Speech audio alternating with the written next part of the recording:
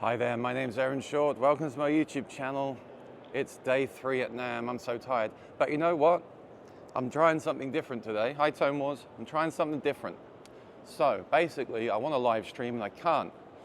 Can't live stream because once the people walk in the building, then the network just crashes. Maybe I should get Verizon next time. I don't know. But anyway, I'm going to live stream now because I can get in there before the doors open. Some of the booths will be closed, a lot of the stuff won't be out for show, but I can show you around, well, at least it will work, okay? So let's go in and let's have a look around before the doors open. I've got 2 hours before the network crashes. Here we go.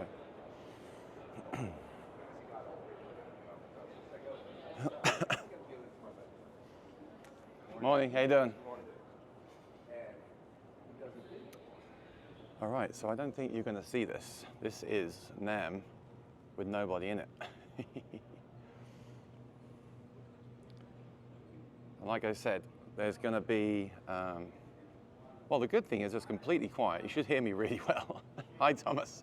And I'm seeing the comments too, may it continue. Long may it continue, because that has been not working lately. But I think once we get a certain amount of people, that crashes the comments. Anyway, good morning. I'm also going to give you a recap on the show. I was going to go live from the hotel room, but why wouldn't I? Look at this. This is amazing.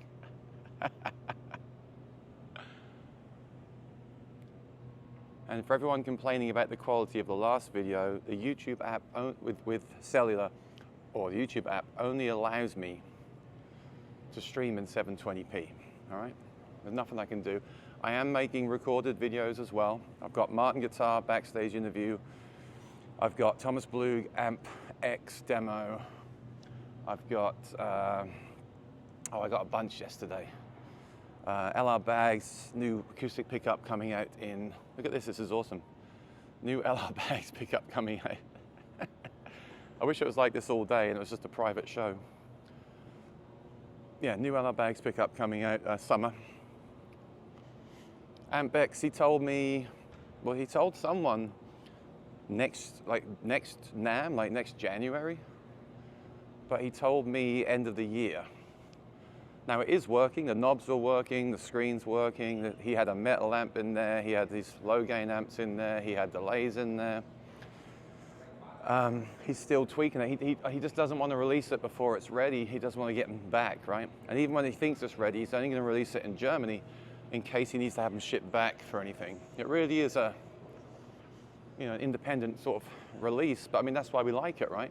We like what Thomas does because it is so organic and made by a working musician, and I guess that's why people like his stuff, so I get it. Got some other people filming here before it gets crazy. I love this. Once the people come in, it just is nowhere near as good. So you want to see Ernie Ball. Not sure if my camera is completely straight, but I'm not going to change it now. So,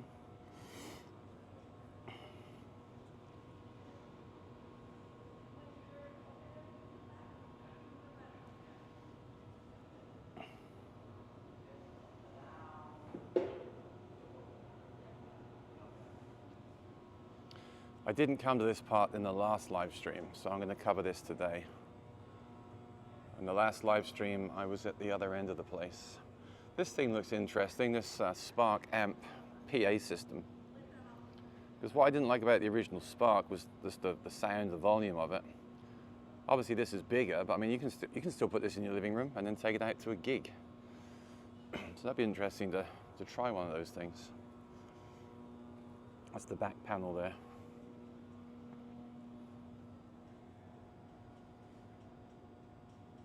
Pretty interesting. They're really expanding the line. Positive grid. Yeah, my biggest complaint about the original Spark was the size and the sound, but obviously the bigger speaker should sound way better, so it's good that they've done that, in my opinion. So as you can see, like Hughes and Kettner, it's roped off, and there's no demos, obviously. But I'd rather do this now than later. Well, I can't even do it later. It's hilarious. You try to go live and it doesn't even work. Because everyone's on T-Mobile and the network just doesn't even work. It's just crazy. Now, I was looking at this yesterday. Hate the tremolo on my Strat. Always goes out of tune. So if you're watching this and you've tried the Vega Trem, let me know what you think about it, because I'm interested in getting one. I'm hearing great things about it. So I'd like to get one and put it in my Sir Strat to replace the trem. My biggest complaint with my Sir is the trem going out of tune and the feel of the saddles. So that would be awesome if that would fix those issues.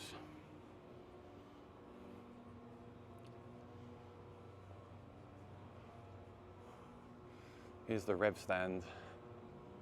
This is so nice. I still hear someone playing in the background, but once the show opens, it's just bedlam, you know? I'll show you the Reverends. I got some friends that like Reverend guitars here.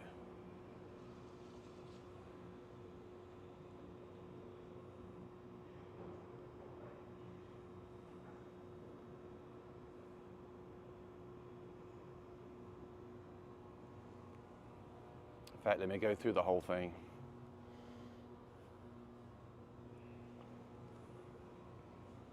Morning. Yeah, so if you ever come to NAMM, this is a good tip. Like, if you can meet the vendors here now to do your video, it's way better. Quentin, no videos yet on the diesel mini head. I want to see that. It's only a preview, but they've got that synergy with the IR built in. Definitely the way forward, in my opinion, that kind of stuff. So this is my friends that like the Rev guitars. Oh, sorry, Rev guitar, Reverend guitars. Maybe Reverend guitars and Rev amps should team up, right? They're next to each other.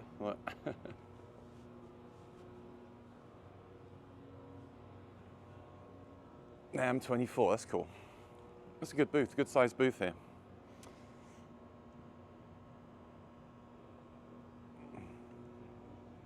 Rich is around. Cool, man. Look. It's amazing who I haven't seen. I haven't seen, like, you know, like the guys from Anderton's are here. I haven't seen them. Some YouTubers that I know of and are here. I haven't seen them. It's amazing how you can walk around this show literally 50, 100 times. I've just been circling. Yeah, on stage. I need to go and see them. On song, sorry. I need to go and see them because I was saying the other month that their app was not working for me, and it's been a lot better. So I want to tell them. I want to give them the positive feedback as well as the critical. You know, I can barely talk today. I'm so tired. Henning has a fever, taking the day off. Oh wow! I did see him. Yeah, I ran into him. These are the Driftwood amps. Look, haven't seen one in person. I like the faceplate. Bad Cat amps are there. So yeah, we didn't come down here last time, I don't think. And then that's the drum hall down there, which I'm not going to be showing today. Hot Tone, I'd like to try this thing here. Oh no, not that one. There's a new one by them that's got an expression pedal in it. It looks interesting. Let's see if I can find it. Sonicake, I'm doing a video for this. What is that over there? Is that a wireless system? I don't know. This one I'm doing a video for when I get back, if I like it. I'm not going to touch it, it's upside down. It's an acoustic preamp. There's a new one of these. Which one is it? maybe this one, no. I saw one with a built-in expression pedal. I'm not sure which one it is. I saw a video of one. I'd like to, you know, it's compact, which is pretty cool.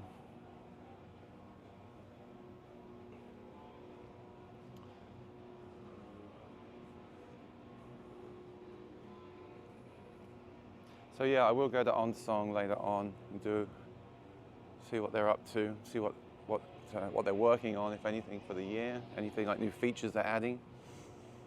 Because I do use that app for my gigs. I do like to visit the companies whose stuff I use for my gigs, obviously. Was that a hot tone practice amp? You really gonna make me walk all the way back there and check? Okay, I'll do it.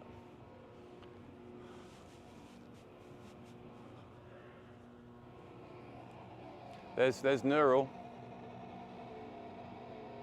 Says soon. I hope it is soon, because quite honestly, I'm getting tired of waiting for them to update the Quad Cortex. It's just my opinion.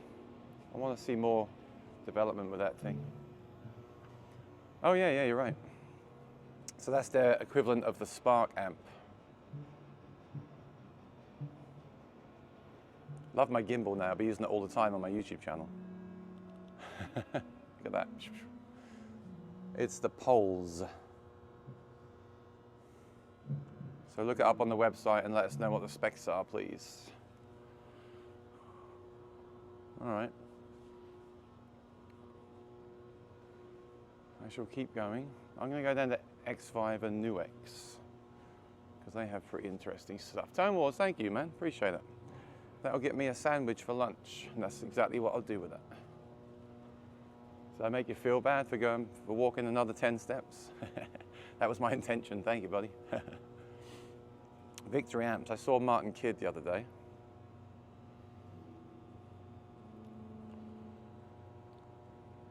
They're using the Ox to demo it. Look at that. Victory amps from the UK.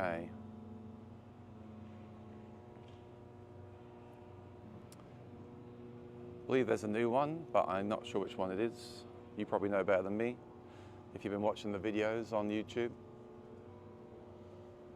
Yeah, give me a thumbs up, help spread the algorithm thing. The first live stream did really well. It was more fun because there was people here, but it crashed. Once everyone came in, it crashed. I must remember to come here, Udo Amps. I want to check out his acoustic stuff. See, again, he's put it all away, so can't blame them. But then other booths leave everything out, like this is NUX. I don't think they'll mind me going in here. Oh, sorry, X5. NUX is over there. They said they have new products, but I don't know what they are yet. I need to come back here and have a look.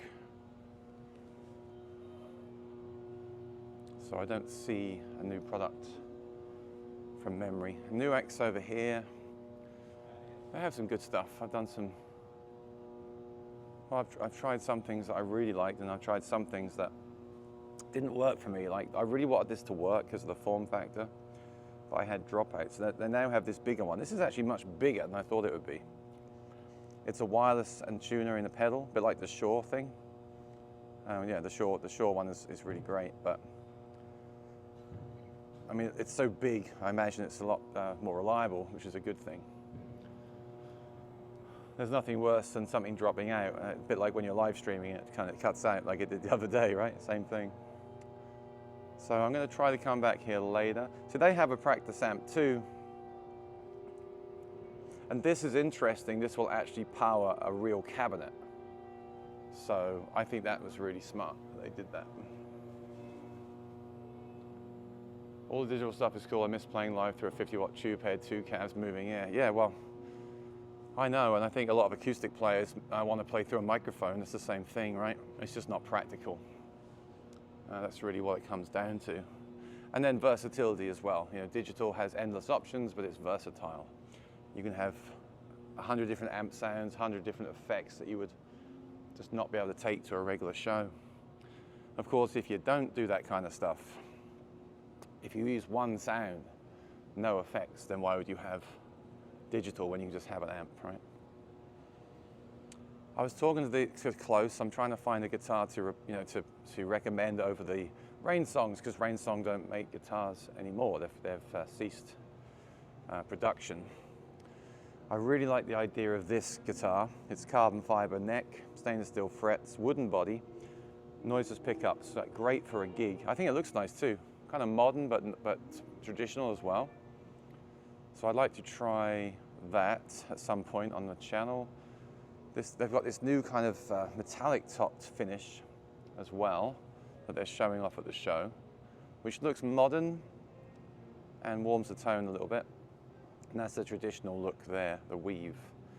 So I really want to try the bigger version of this guitar, like a GPC size, but they currently have nickel frets, and they said in a few months' time they'll have stainless steel frets. So that, with the Anthem, would be really cool to try. So I spoke with them, and we'll see what they say. Because I still love my Rain Song. I still say you should buy one if you see one used. There's not much that can go wrong with them, so why not? I just heard a chug over there. Yeah, I still recommend the Rain Song, but it'd be nice to have a brand to recommend where you can actually go out and buy the guitar new from the company and do customs and things like that. So I'm glad the comments are working. I don't know why they're suddenly working. There was no app update or anything, and now I can read your comments, which is great. Is Tom Anderson at NAMM? I don't think so. Sura, it was just a booth to have meetings in, but they've now got guitars out, so that's pretty cool.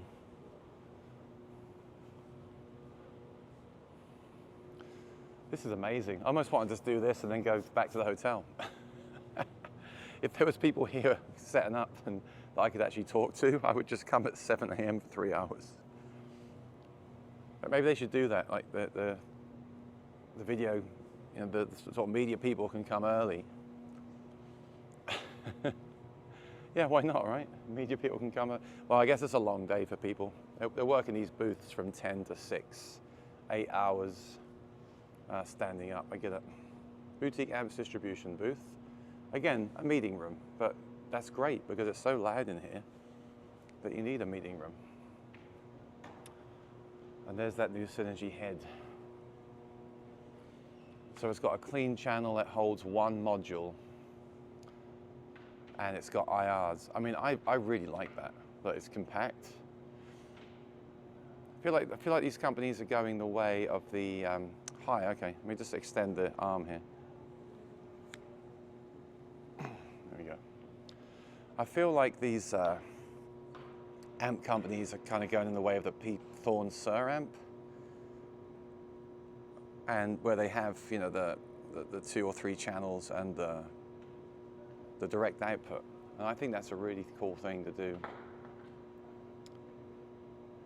So it's compact, it's light. You're just talking about playing through a real amp, right? Well, that's compact, it's light. You've got a clean built-in. You've got any module you want that you can put in for the gig. So if you're doing a metal gig, you put a metal module in. If you're doing a country gig, you put a twin in, right? And you've got the direct output straight to PA. So you could just take that and just play straight through that into front of house. I'm really interested in that. I really would like to, when they get into Sweetwater, I'd really like to try one out.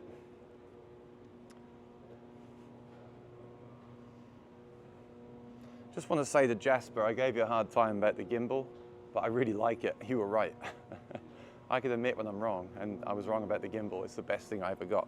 I've tried them before and didn't like them, but this one is awesome. This is a 360, Insta360 gimbal, and I absolutely love it. And hopefully I can use it for other things now as well. Someone just asked me to look at something. Can you say it again, please? Because I forgot already what you said. It's too early for me.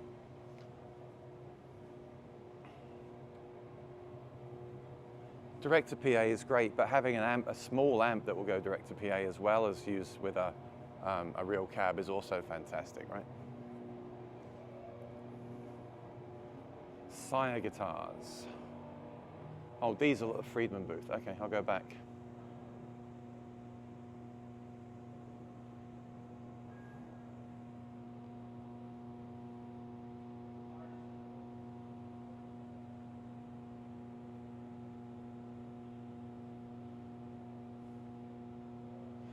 Yeah, if you're watching, has anyone here tried a Vega trem? Would you recommend a Vega trem for a Strat or a Wilkinson trem for a Strat?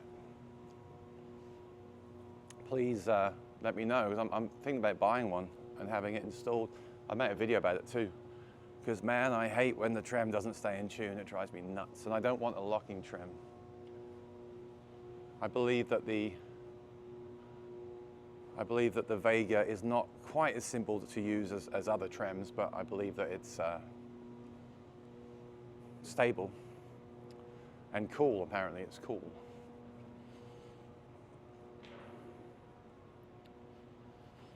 Okay, what am I looking for? I already forgot what you said.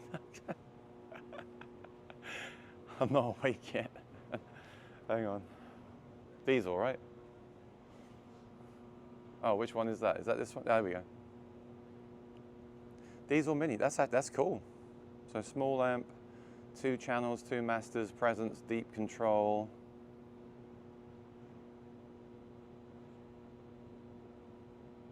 No, the Wilkinson's pretty standard. It's nice.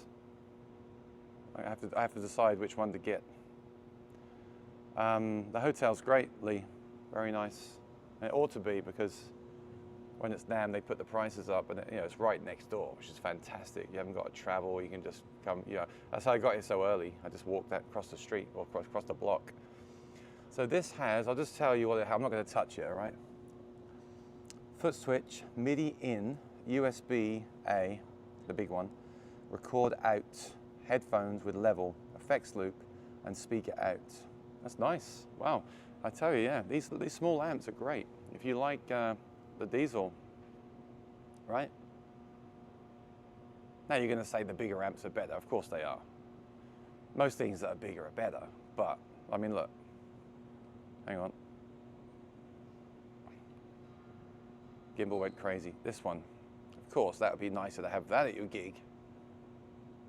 But if you don't want to walk with that, then you take that. I ain't stealing nothing, Quentin. You want me to get me banned from the NAMM show? Why would I do that? I feel guilty walking around here before the doors open. That's why I'm not talking as loud as normal. But the great thing is I don't need to, because there's no one here. I'll just come in tonight. The problem is at night they turn the lights off, so that wouldn't be that'd be even worse. Why is that? Almost looks like the Noel Gallagher guitar. Is that the Noel Gallagher guitar? It is. It is. Epiphone. Mini humbuckers. Nah. I don't know. I'm not sure. Might be, might not be.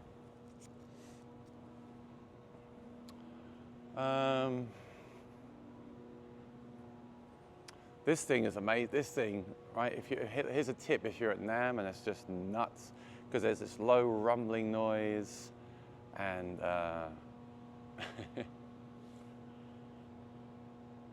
there's a low rumbling noise. There's the shredding. There's the drum, all that stuff. Not drums over here, but all that background noise. And you literally go in here, and it just stops. I'll give you a demo. Ready? Actually, no, I won't, because it might cut off the signal.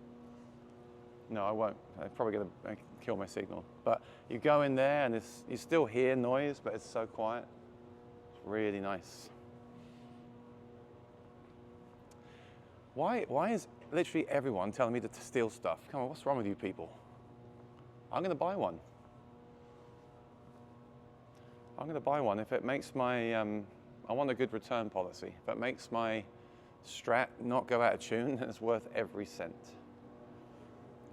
And if it still goes out of tune, I'll put the old one back in and just lock it down.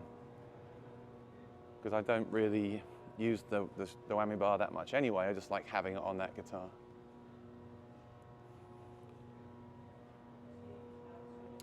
Gretsch, I don't think I have. But Vader, I really wanted to do a deal with them because I spend so much money on their humidipacks.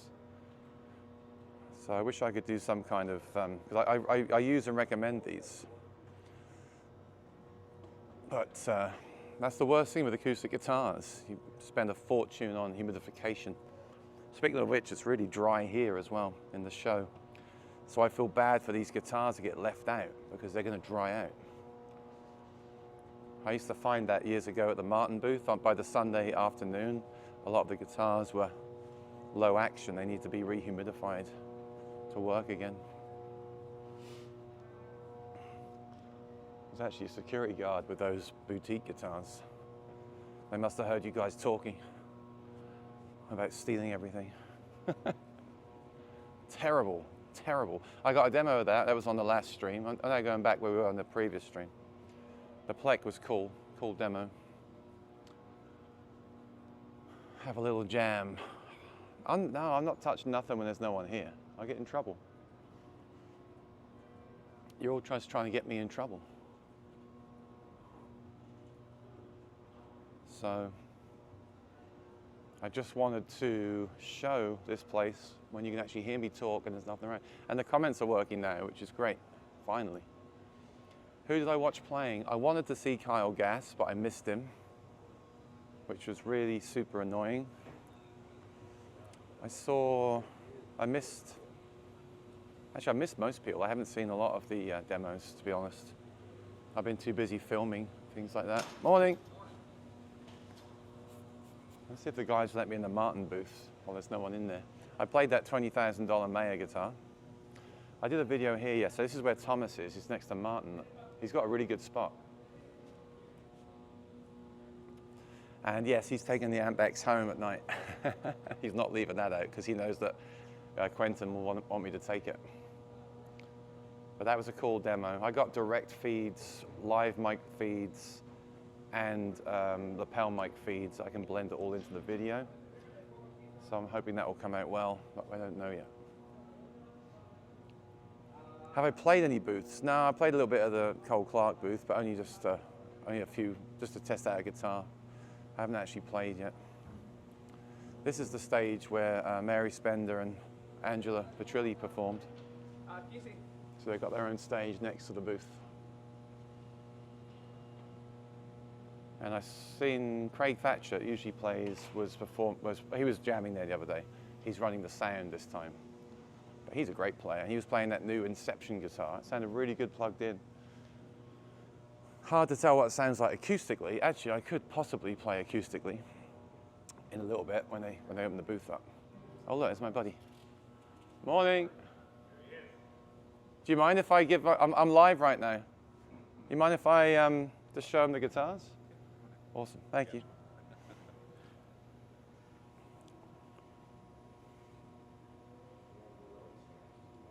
So I can't go live when there's people here. The minute the doors open, the network crashes. Oh, really? So I'm live right now to show people on my channel the show before. I know because some of the booths are closed, like you're closed. And so it's not quite as interesting, but at least they can hear me talk, and it's not going to crash on me, right? Which is good.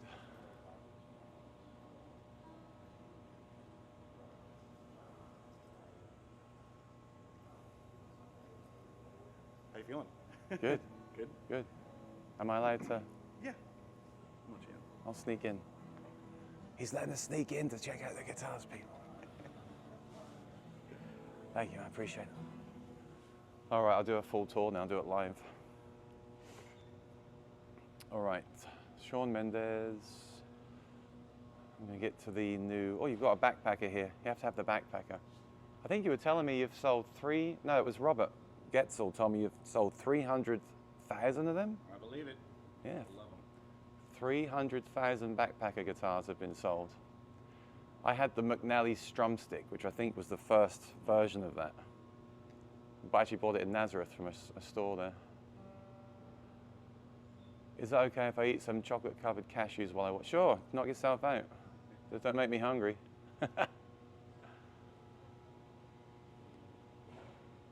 So this is the Inception. I did an interview with Fred Green about it, which I'll put on the channel when I get back. And actually, would you mind holding it while I strum it? I don't mind at all. Yeah. Sure. This is Matt, everyone. He's holding the stick for me. Hey, everybody. You can grip it there, it's easier. Sure. Because then I can give this thing a quick strum live. If it's in tune. Let's see.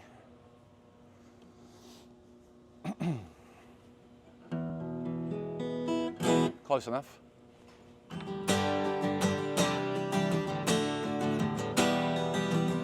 But it's so much better this time in the morning.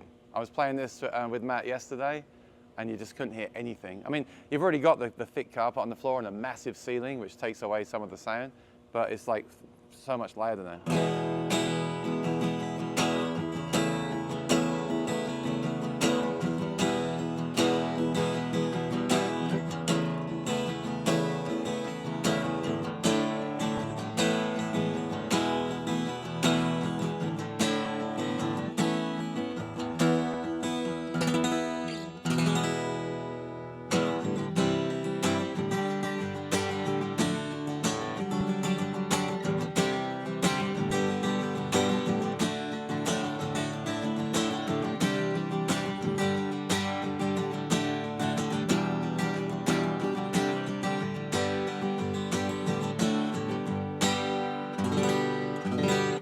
Sounds good, you know. It's responsive and it's light, which I really like. So the only thing is, I told you yesterday I want to try the phosphor bronze strings on it. Right. Yeah. Is there a reason that all the new guitars are having these Kovar strings? Are you just trying to get more exposure because they're a new string, or are you going to switch to that on all the models? So for this guitar in particular, working with non-traditional tone woods like maple particularly, which have very bright highs, the Kovar strings, they have a warmth, almost like a retro or a Manel style string, that helps cap a little bit of that brightness and bring out the warmth of those tone woods. So it's a warmer sounding string. That's really what all the intention, all the technology on this guitar is to try to unlock the warmth that's contained inside of those unusual tone woods, particularly maple on this guitar. Right, but you're also using those strings on other guitars as well. I see this more and more. The new SC28, isn't that using the? That's also using, the Kovars. So we're really enamored with the technology of the Kovars. It's a nickel cobalt alloy. It's naturally resistant to oils on your fingers, so it's an uncoated, untreated string, long shelf life. They have great response.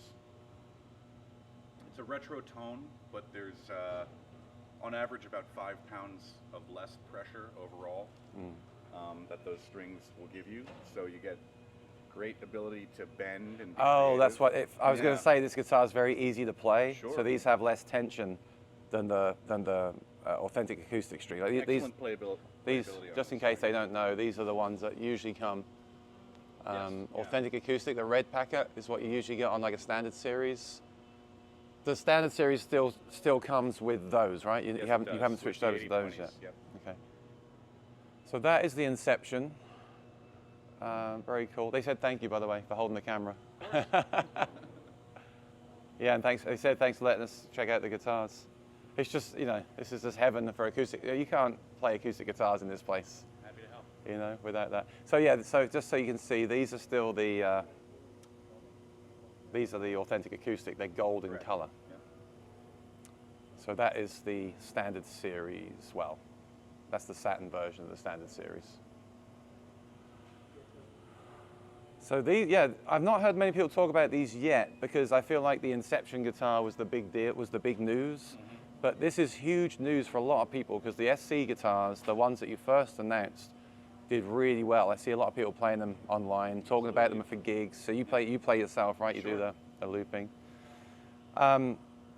They did bring out the custom shop version that was around $8,000. Obviously for the working musician, that was a little bit out of range. But now you've got the standard series, and there's the 28 and the 18. And the 18 is more affordable than the 28.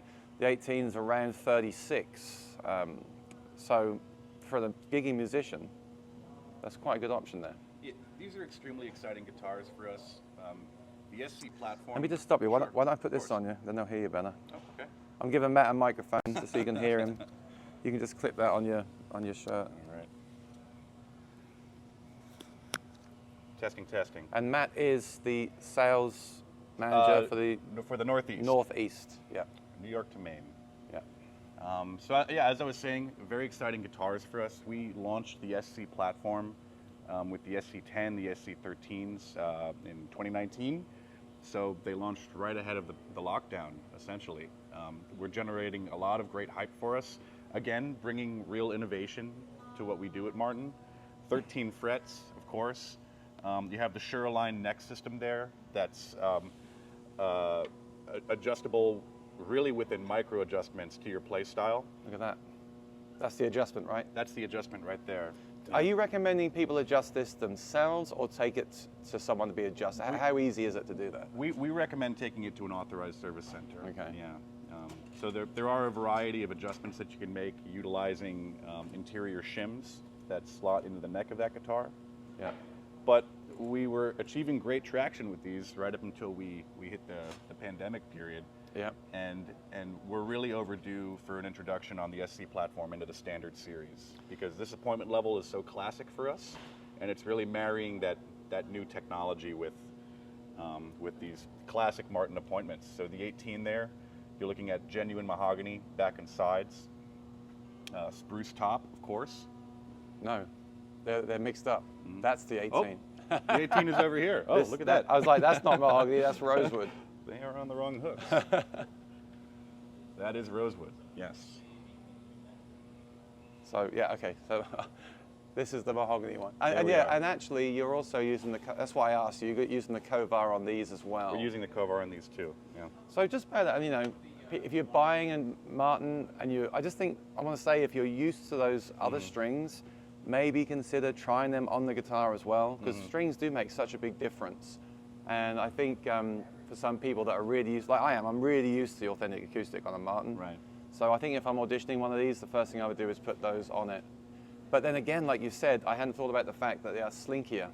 And if you're doing a lot of looping and soloing on this, you might like the playability of the It Kovar. opens up the versatility of the cutaway Yeah. just a little more for that electric guitar player. Yeah, so don't forget that. I'll just show you the mahogany on this one. Being careful here. That's the mahogany there. And the guitar, mahogany is generally lighter. So that's a nice thing for stage as well. I think that's huge. I remember 2020, I was here at NAMM, and that before we locked down, and you introduced the SC. That's 4 years ago, Right. which is crazy. And then I guess people weren't playing out as much. So have you deliberately waited until now to release these because people are now getting back to the stage and playing again? Or was it just coincidence they've come out this time? I think it's always been coming down the pipeline. Right. The timing is right now that we have 4 Right. years and a lot of fans of this platform asking for a standard series level. So Yeah, that's the thing. You've got yeah. 3 colorways. You've got the Inception colorway, the 18E SE colorway, the SC 28E colorway, all at one show, which is unheard of for Martin. Really, Right. 3 colorways. Sure. I think it's great because I do use it. You know? it's a step in a new direction. So Modern Deluxe, that's a current line. Authentic Asia. For everyone that sort of complains about the fact that you're trying new things, you do still make an authentic Martin. So you can still buy the OG, right? The original Absolutely. guitar. You can still buy the standard series guitar. You can buy the Modern Deluxe guitar, or you can buy a modern colorway with the Sure-Align neck, right? Yes. So, yeah. you know, Yeah. The you've got authentic everything. series painstakingly recreated to golden era specifications. Hide glue construction, BTS toner, aged tops. So some of these are new to the show. So I mean, I haven't seen this one yet. Can you tell me about this OM 20th Century Limited guitar? The OM 20th Century Limited, so certainly is limited. Just 20 of these guitars will be in production. Wow. Chris Martin, our current connection to the family, has a nice relationship with the RGM watch manufacturers. Yeah. So we've done one collaboration with them before. This is our second. We're really paying homage to a historical train called the 20th Century Limited that would have been bringing materials out to the original Nazareth factory in the early days of the company. So this guitar is going to have those Art Deco influences, lots of really interesting custom inlay. The headstock is really a point of real attraction on this guitar. Liquid metal bridge pins that you're looking at down there. I was going to say, are they real gold or are they liquid metal? That's that's going to be the gold liquid metal bridge pins. Interesting headstock. Absolutely. It doesn't have Martin on there. Is Martin written on on the back, or is it just not on I'll the... pull this one down. Yeah, please. And this pick guard is what they're using on the Mayer guitar. It's wood that's underneath. Yes. It's actually set into the body of the guitar, right? It's an inlaid Guatemalan. Inlaid Guatemalan pick guard. Yeah. I've never seen that before. Yeah. It's awesome. Yeah, look at that wood. Wow. So Martin's not actually written on it, like some models, they don't put it on the headstock, yeah. Suppose just on the inside of this guitar. On the label there, yeah, which is signed by Chris Martin, which is cool. And this one does come with a watch from RGM. Oh, so that's, yeah, because I mean the price up there is $27K, Yes. but you also get a watch with it. So that sweetens the deal, right? Absolutely. And OMJM Standard Series guitar, but this is obviously the talking point of the show. Talk about this a lot on my channel. This is the OM45 John Mayer. And this is, you told me this is now shipping. This isn't the prototype, this is the model that's shipping. This is the production model. And you will begin to see this guitar coming to dealers. Some have already landed. Good morning, Jim. Craig, we're live, say hi. Good morning, hi. Hi from Anaheim NAMM show. I saw you playing the Inception yesterday. I was telling them how great it sounded through the PA system. It's an awesome guitar. Yeah. It really feels great, sounds great, and very playable. Yeah. Great sound, great Yeah, sound. yeah. Great to see you, man. We'll see you later on. Likewise. Have a good day. So yeah, when I heard about these, they were prototypes. They're now shipping. But how limited is this guitar? You can't just go out and buy one, right? That you had to put a pre-order in for You this had to put a pre-order in for this guitar. So we are still taking orders on this guitar until August of this year. Oh, okay. The demand has been so great for it that we've extended the ordering period. For the 45? For the 45. So they're selling? Wow. For both of these items. For Oh. the 45 and for the OMJM 20th right next to it. Now, not that it's not an amazing guitar, it is. I've compared the two. The 45 is lighter, which I love. It's more open and resonant, which is great. Obviously, it looks incredible. It looks better in person than even the photographs. I find a lot of guitars do look better in person, actually. Of course. I guess it makes sense. Mm. But the only reason I sound surprised there, obviously, the price is obviously, it's a premium custom shop guitar. But yeah, it's good to know you can still order them if you want to. I mean, you know, it's the inlay, the headstock inlay. It's the inlay on the fretboard here, all the way down. It actually goes around the sound hole, which I think is exclusive to John Mayer guitar. That is proprietary to Proprietary, John Mayer. yeah. So that's it. And then you've got this aluminum, or aluminium if you're in the UK, around the edge here. That's silver. That is silver? That's sterling silver. Oh, so it's not. Yeah. On the 28 John Mayer, it was aluminum. So that's silver. This is on the 45 we're utilizing silver. It really does look great. I really do want one. Gorgeous Look at that. back on this. I would just sit and look at it. Hey, that's okay. Just sit and look at a guitar sometimes. What's wrong with that? This is the production model. And when do you stop making these? These are only a limited time, right? We're still taking orders on them. The demand has been so high for these guitars that we want to satisfy John's fans in this Right. instance. So Right. if dealers are still asking us for them, we'll continue taking orders until August of this year. Hey, if something sells, why wouldn't you make it, right? Of course. That's business. DCFM, the 50th anniversary. I haven't seen this either. We've got bear claw on the wood here, which is really, I love bear claw when it's all over the guitar. And that inlay on the neck is just absolutely wild. That's the Tree of Life.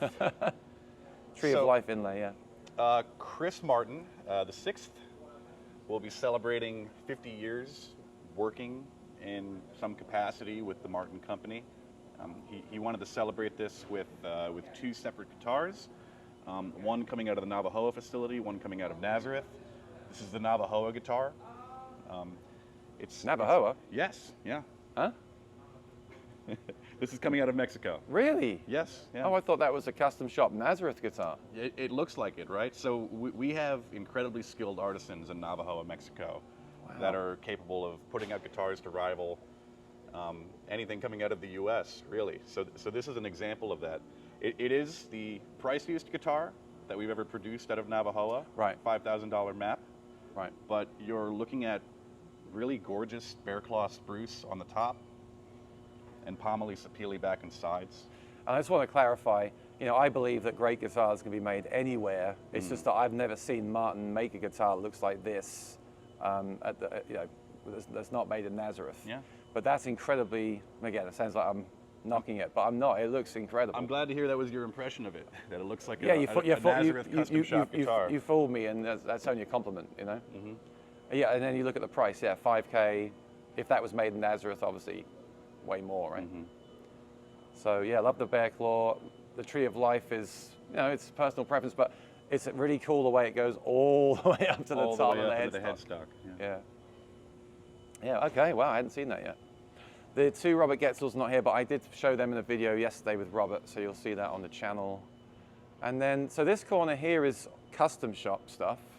And during the day, you actually have the wood out, right, for dealers to choose from. Dealers will be able to select wood sets during the NAMM show all week. We brought a lot of great things with us. Let's see if I can, okay, so we've got And everything you're looking at back here, these are all one-off customs, dreamt up by our custom shop team.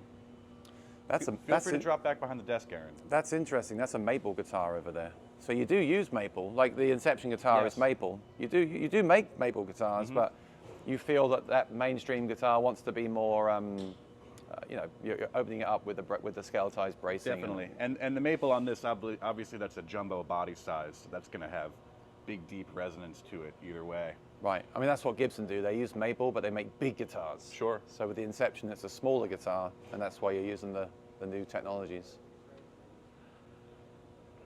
I'm just looking at the specs here, see what I can see. Oh, that's maple as well. Big leaf maple.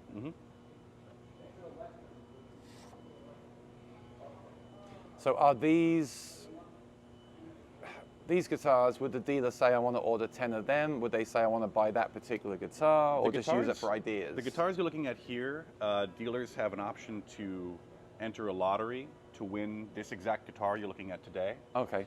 And then also have the option to do a reorder for another one-off of the same spec in the future, whenever we can complete it. Okay. Yeah, I'm a particular fan of the hexagon power inlay on the fretboard of that guitar. So these guitars will be, these exact guitars will be available at some dealers. Yes, they will. The ones that win them, yeah. But just dealers that joined us at NAMM this year. Oh, so you've got to be a dealer at NAMM, and then you can enter a lottery to buy one to sell at your store. It's one of the perks. That's a long process. Hey, why not? That one's got the anthem in it there. Yes, it does. Yeah. And the navy blue finish here is unique.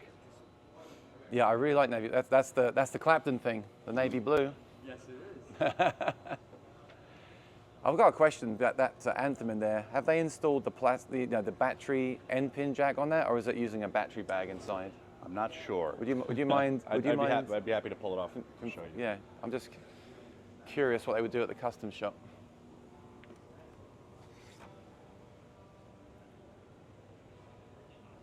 It's a very geeky question, but that's why I have a YouTube channel. Yeah, I see the box what there. You do. If you look there, yeah. But you can specify that. If you do a custom guitar, you can say if you want the battery box or the bag inside, and that's really personal preference. This is Guatemalan rosewood back and sides. Adirondack spruce top with VTS. Yeah, that's really nice. All right, thank you. Of course. If you don't mind, let's go in the middle here, because I saw these on Sweetwater. They look really interesting. These are you've upgraded and changed the what series? The X series, right? Yeah, this is the 2024 remaster of the X series. These guitars are incredible options for new players, for recording, touring artists. They're very durable. They're very affordable. Coming in out of Navajo, Mexico. We've made a few key quality of life improvements on the X Series lines this year. Namely, what you're looking at are improved necks. This is a high performance taper neck profile. It's also nice and silky smooth. Fast playing. Yeah. Sometimes in the past the lower end, more affordable options, we say, the neck has had sort of open pore, been a little bit rough feeling, but I'm glad you've got the silky. I always like that silky grain-filled feel, so that's nice. I think it's the best that we've done. Every edge of this guitar it's a comfort edge, so you're going to see sort of a nice bevel actually, even on the frets, even on the neck here, just to speed up the rate of play, the comfort on your arm when you're holding it. This is a GPC X2E, so this is a solid spruce top. But with the X series, you're also going to see these HPL back and sides. For 2024, we have all new prints. So this is a high definition rendering of actual wood sets that we have in Nazareth. So this is a Zero Cody figured HPL back. So this is HPL. Yes. And this is printed on? This is yes, a figured production of HPL. Okay, yeah. Yeah. Yeah. I personally would just go plain, but I'm more interested in the neck. The feel of the neck is really much more premium to me. Yeah. The tuners are interesting. They've got like a These are new satin tuners. satin look, yeah. Yeah. And I like I like the way you've made it more comfortable. This is a great option if you want something durable, because at the end of the day, solid wood, you've got to be more careful with it. So So that's the Zero Cody back. just feel the weight of that.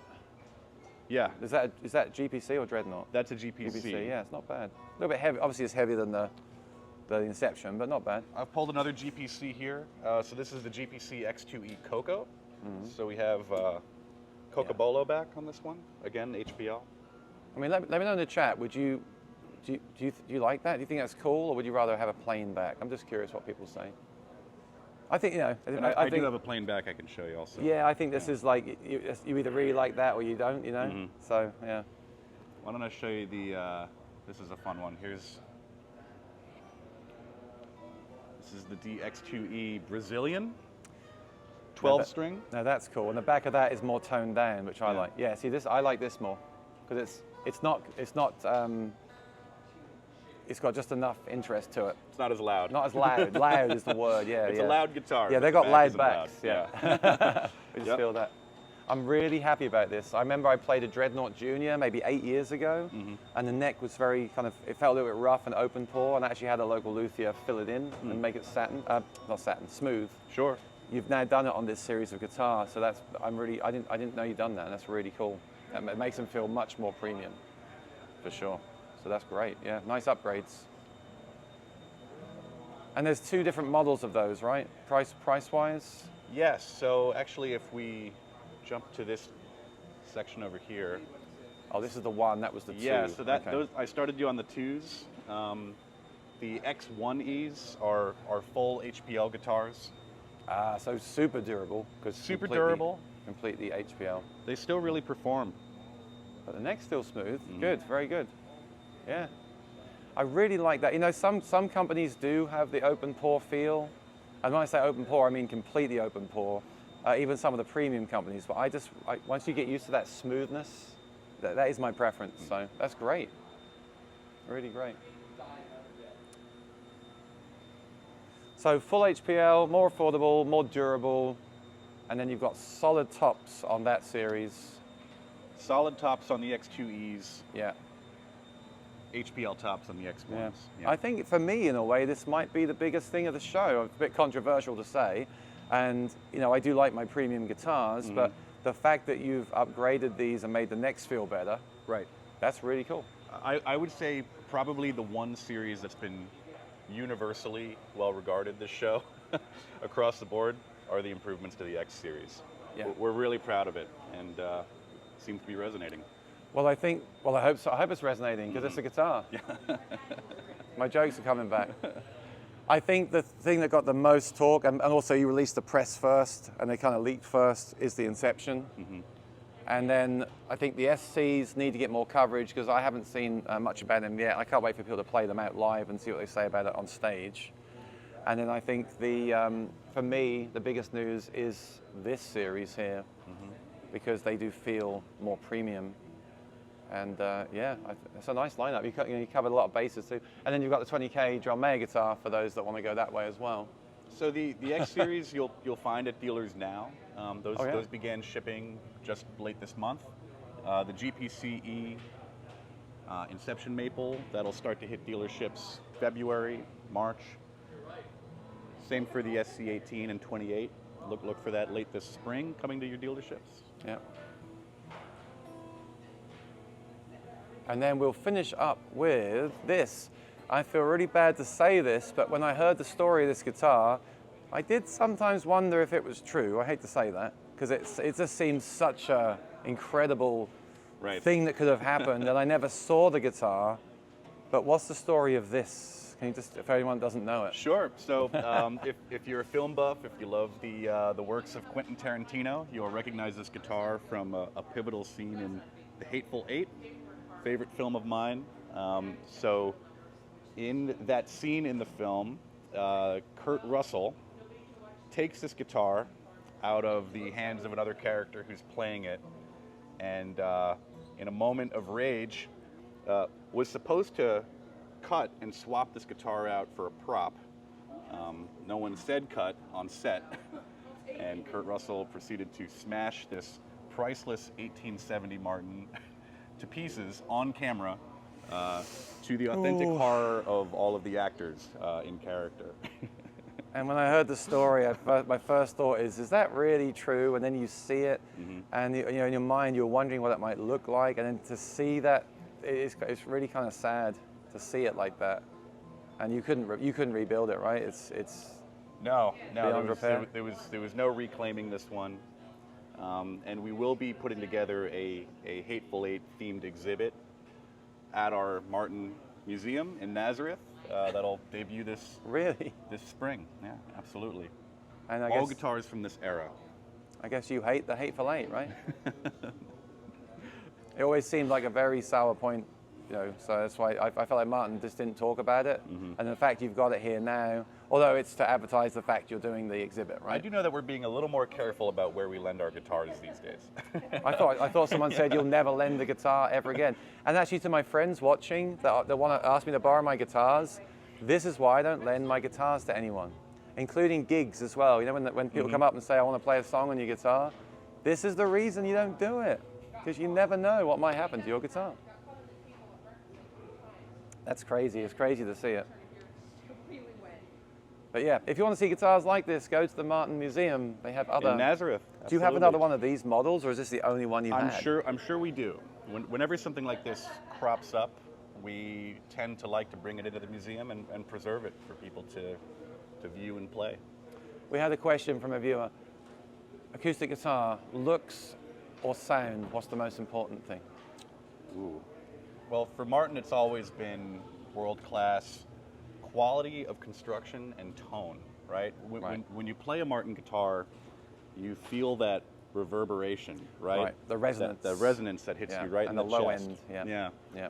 There have been a few guitars on the wall this weekend that I go up and I'll just pluck that E string and let it resonate, and they just go and go and go.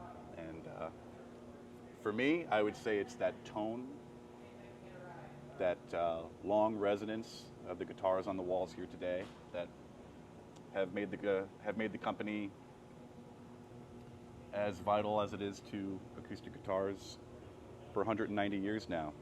It's that sound. I was going to say they're both. pretty too. I was going to say both, but I don't like when people say both as a cop out. So I'm going to say sound. Sound always, you know, if you have a guitar that looks amazing and doesn't do something for you when you play it, and it's not, you know, it's just not. You're not going to play it, right? So it has to have both, unless it is a work. You know, I said earlier about the Mayer guitar. Like you could just sit and look at that one, the 45, and you could, but you want both things. And the sound, obviously, it's a musical instrument, right? Of course. It's got to sound good. Good morning. How you doing? How you doing, Aaron? This is Mike. We've just been having a tour of the booth from Matt. We're live on YouTube. Nice. I think we're just about done actually. If I need to let you go, so we've seen every model. Matt's been awesome. Matt was awesome yesterday as well. Cool. He Happy to help you out. Showed me the guitars yesterday. It was really great to meet you. And you're on the Northeast where I am. So please do keep in touch. And yeah, good things. And it's nice to be able to hear the guitars. Sure. Yeah. Right? Yeah, dude, That's why I able came to drop in early. That's why I came in early. Yeah. So yeah, how's the show been for you? Terrific. This is NAMM #1 for me. Oh, your first it's NAMM my first ever? time here. First time ever. First NAMM. Wow. Yeah. Wow. Yeah, it's amazing to have everyone together, the social side of it, to meet face to face, right? You really can't beat it. So, all right, I shall take them somewhere else. I want to thank you for your time. I'm going to take the mic off you Sure. before I leave it behind Well, and record your conversations in secret for the new models that are coming. Oh, can I show that? We have one more to see before I move on.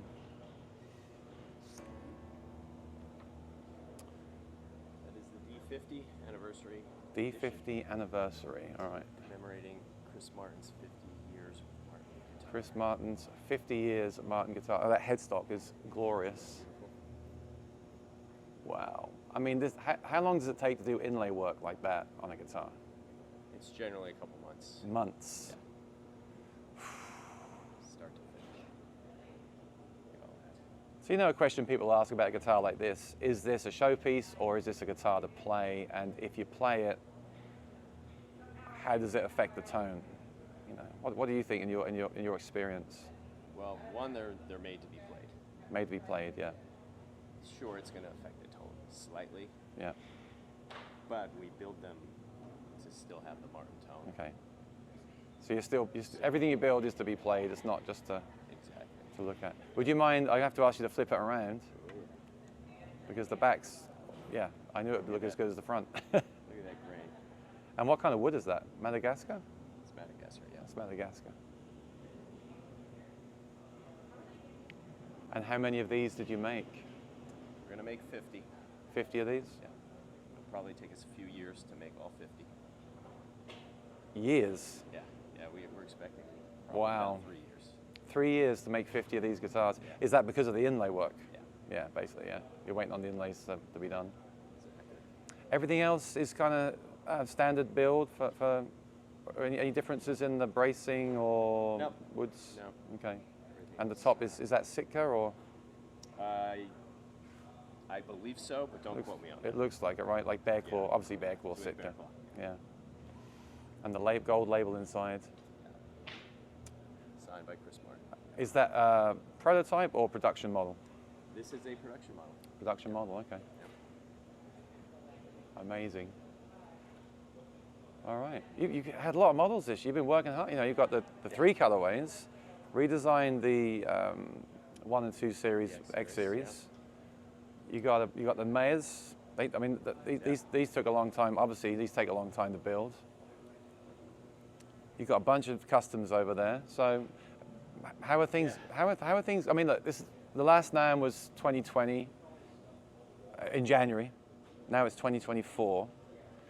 Everyone knows that the industry boomed in the lockdown. Everyone bought guitars, right? Yep. Maybe not colorway guitars, but they were buying guitars, learning guitar. How is it for Martin, if you don't mind sharing something, like how do you feel we are right now and going forward into this year? Well, you're right about the boom. I think we've leveled off, and now we'll see. We'll see if all those new players that came into the market stick with it. Right. And if they do, I think we're going to be really well off. Right. And so far, the indication is that we're going to be okay.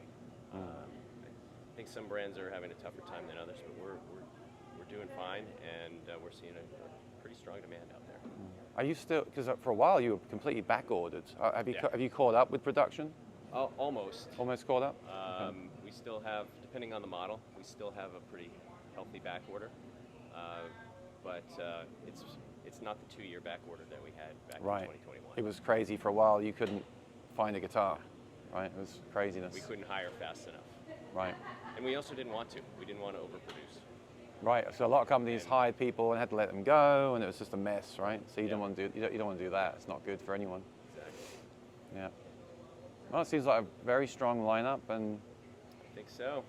you know, I was just saying, I think the X series for me, although I like, you know, Yeah. I like expensive guitars. I'll just say it; it's the truth. But the X series, I love the improvements to the neck and the specs. Good. I think that's awesome. And yeah, I mean, but you've got something for everyone, including John Mayer fans. I think so. Yeah. So it's going to be a good year for Martin. Yeah. No, that's great. And it's great to see your presence here at NAMM as well. Some companies still haven't come back. Yep. And it's great to see that you're supporting the show, and you've always got a big booth by the door, which is great. I know Chris has a very strong connection with NAMM, Chris is on the board. so that makes sense. We'll always be here. Yeah, As long as there's an NAMM, we'll be here. yeah, great stuff. All right, well, thanks for sharing that. Thanks, That was a Aaron. nice chance meeting there. Yeah, same. And yeah, have a good show. I'll see you later. I'll come back Sounds good. later. Yeah, Take thank care. you, thank you. That was awesome. Matt, they said thank you. Hey, Thank you for your that's time. awesome. Yeah, Thanks so yeah, much, Aaron. yeah, Take yeah, care. yeah. It was great to see you. Great Oh. to meet you this week. Been great hanging out, and I'll come and see. We got 2 more days, so Yeah, I'll be yeah. back. But Cool. thanks for your time. Definitely come back Yeah, around. thanks for your time. Yeah, Matt's a great guy. He let's check the time. We still got an hour to go. Oh, it's closed. They're both closed.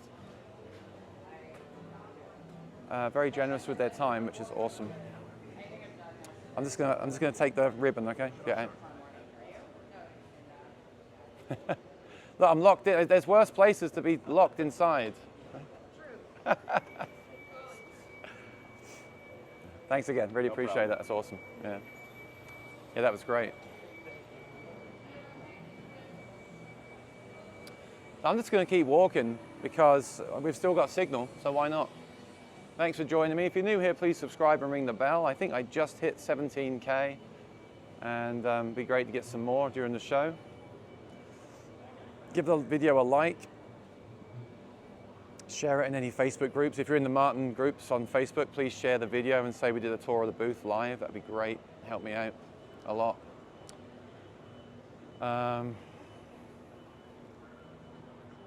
Yeah, that was really nice. Yeah, and that Matt, he's new to the company, and we didn't know each other yesterday. He was so generous with his time. Really great guy. Northeast sales rep, and that's great because that's where I am, Northeast. So cool stuff. That X series looks fantastic. I have to say, I'm going to play them later. I could have played more today, I guess, but I didn't want to take too much of his time. So I shall go back there later or tomorrow morning and play them again.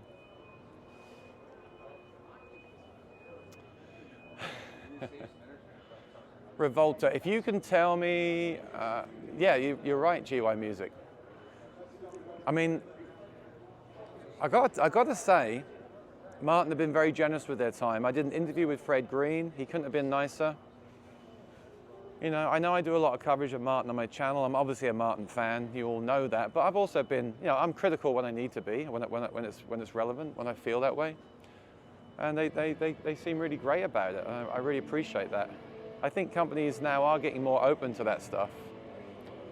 Because you can't, no piece, even your favorite piece of gear is not perfect, right? And there's always feedback that you can receive.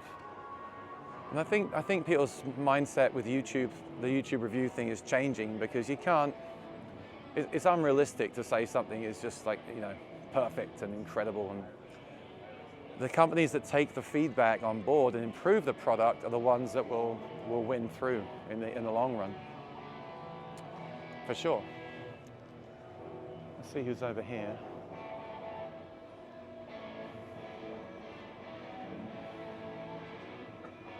Yeah, if you want me to go to a booth that's in this building, look on the app for the booth number and tell me the booth number in a chat message.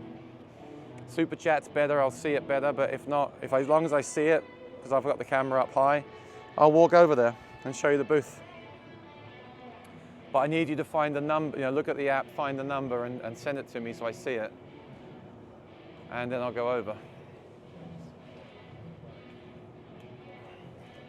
And I'll just do this until the people come in, because once the people come in, it's going to drop out again.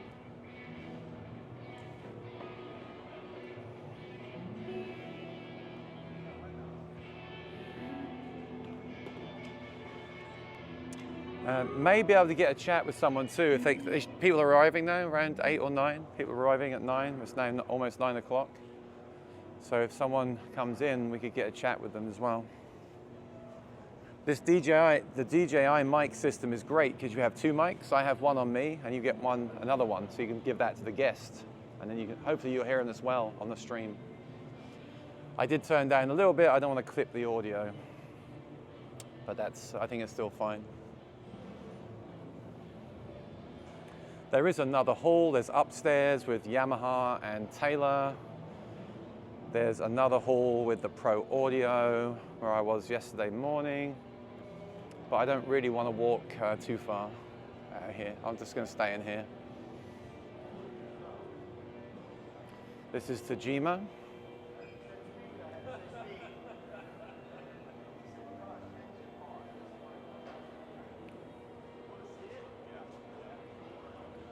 Oh yeah, rev amps are giving an amp away. I really should go and enter that, right? Well, you were all when I stopped by here the other day and did the interview over here. You were raving about the guitars. Like, I know you're fans, but he's not here. Okay. I really wanted to chat with him. All right. Yeah, you said you're saying our Fender here. No, Fender not here. Gibson not here. PRS not here. Okay.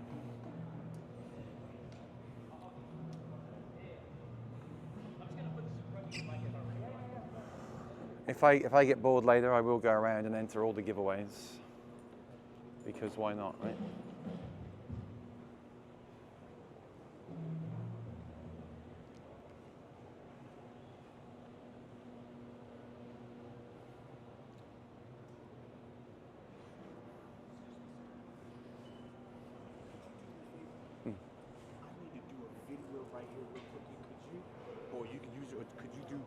I need to do it real quick and send this to my church really quick. Oh yeah. Well, I'm live, but I'll hold it. But I'll hold it. I got a minute. Yeah. Okay. You come right, stand right in front of this. Okay. I'm shooting a video for someone, everyone. Okay. Can you see that? Yeah. Hit record. Okay. Hey everybody, hey, this is Pastor Marvin. I'm at the NAMM conference. As you can see, I'm at the Go For Wood guitar booth. Hey, Pastor Trenton, we just want to say thank you. You've been with us Friday night. Today you're hanging out with us. We want to say thank you for worshiping with us, for spending some time with us. And we want to bless you with one of these incredible guitars that's hanging on this wall right here, because you have served us so greatly this week. So we love you. We thank you. God bless you. And we're looking forward to bringing one of these to your doorstep first thing next week. Take care. Cool, man. Yeah, I helped him out. That was unexpected. I'm happy to help. You say getting noisy, yeah, it's just there's a drum over there, so I'll walk the other direction. I thought he was going to say, excuse me sir, can you not record me please? I've got some prototype guitar or something. But no, he just wanted a video for his church.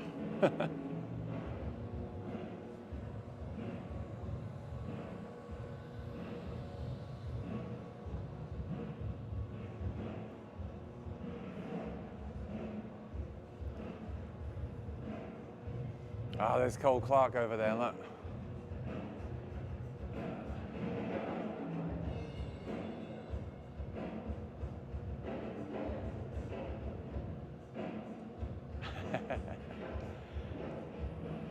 That's the guys here with Miles helping Cole Clark.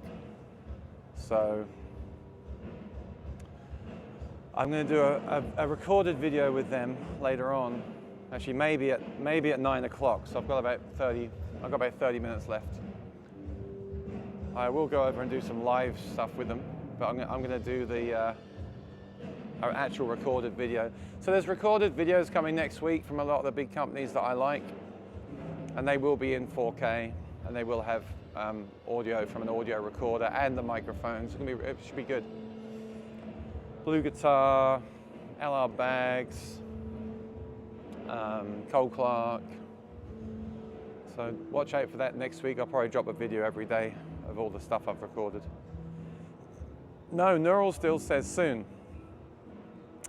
And I thought it would have been really cool if they'd put soon, day 1, sooner, day 2, and then day 3 had like the number of the new firmware. I mean, a booth just on the last day would have been amazing, but way too much work.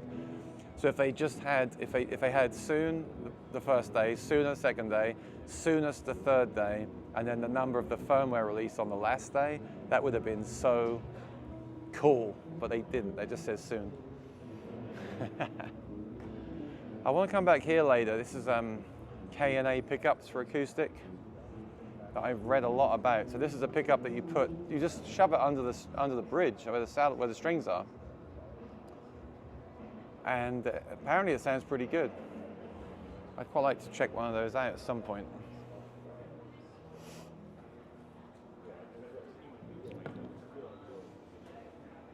See, this is sensible. Like Santa Cruz, take all the guitars down and put them in cases with humidifiers. It's very, very sensible because it gets dry in here.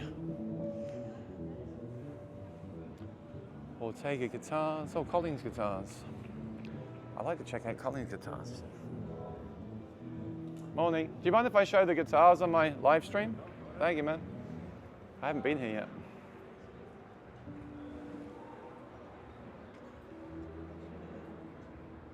I like to ask because people are still setting up. There's a 12 string.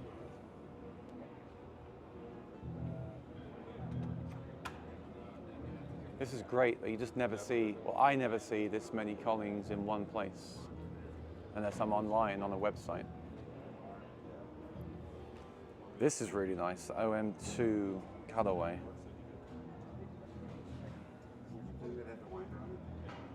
So that's been sold to Wilcott Guitars. It says shipping to Wilcott Guitars.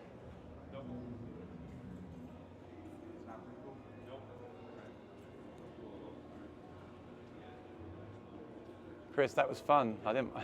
that made it more interesting for sure. That's a 41. It's nice. The grain on this is amazing. You probably can't see it because we're in 720p, but that's really nice. Cocobolo, Addy top, smaller body, and a Dreadnought with bear claw. Electric fans. Look at that. That's beautiful. Quilted maple top. Really nice. I know some of you guys play Collings. I don't think I've tried one yet. Maybe. I just don't see them where I live.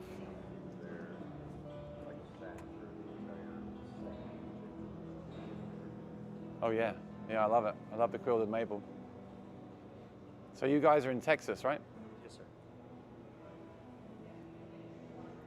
Wow.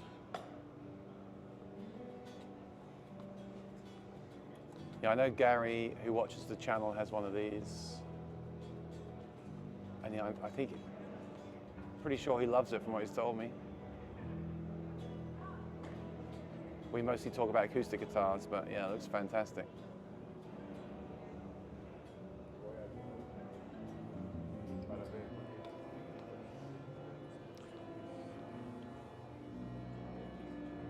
I'll just show you these over here. Sorry. That's a prototype, builder's choice. Oh, these are prototypes here, okay. I love the binding on that one.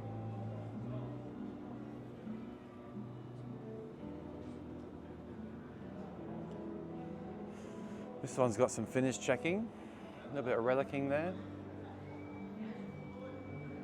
So these are not for sale, these are prototypes. I'll make sure I get these on the stream.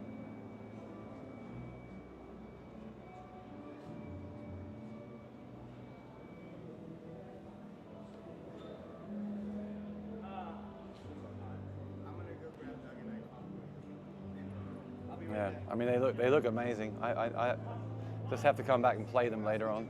They look great. Thank you, I appreciate it. They look great. Wow. Can't believe I haven't played the Collings. I need to change that for sure. Some of these boutique builders, the build quality is just amazing, as you'd expect, you know.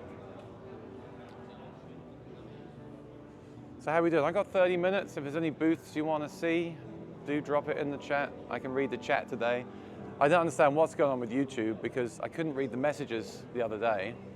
And there's been no app update or anything. It's not that. It's nothing to do with that. Are they hard to play or what? It just suddenly started working again. It's so weird.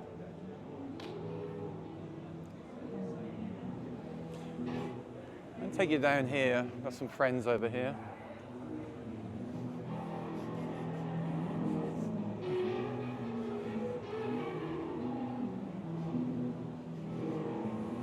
Kind of smells like I need to take some garbage out around here. Ugh. But it's all right, you guys at home can't smell it. This is Eastman and Bourgeois. I would like to go in there. Only ball back here again. Yeah, starting to get busy now. But nothing like once you hit 10 o'clock, I've got 1 hour, once you hit 10 o'clock, it just goes nuts. Like people everywhere, noisy, no cell phone service, can't live stream. I thought there was a problem with my cell phone, but no, it's just the sheer amount of people with T-Mobile. I know some people are live streaming. They must have a different cell network to me because I've got the latest iPhone, I've got 5G, but I'm using T-Mobile. Let's do Ibanez if they don't mind.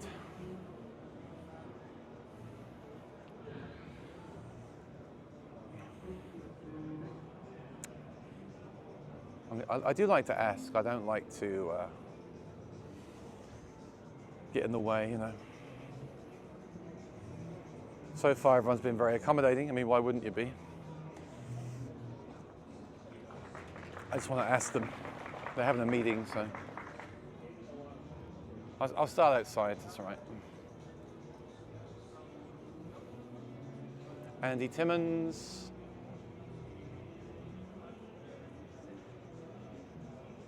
Prototype.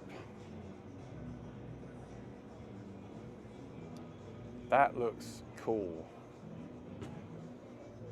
Pat Metheny, prototype. Pat Metheny, prototype. Tim Henson, new model in 2 colors.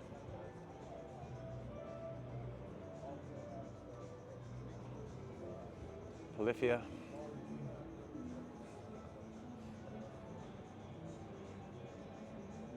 Yeah, look great. Joe Satriani.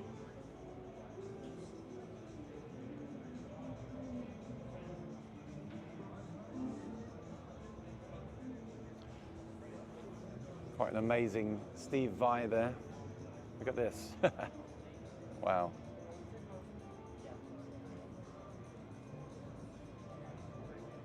That's insane. Talk about inlay work. Look at that.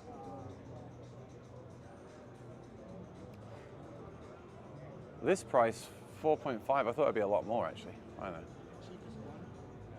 know. Nita Strauss and Paul Stanley from Kiss. Pretty cool. I'll show you the bass guitar. Does anyone play bass? Some watches my videos? Probably not. Just kidding. I know some people do. Some people play both. Look at this thing. Thundercat.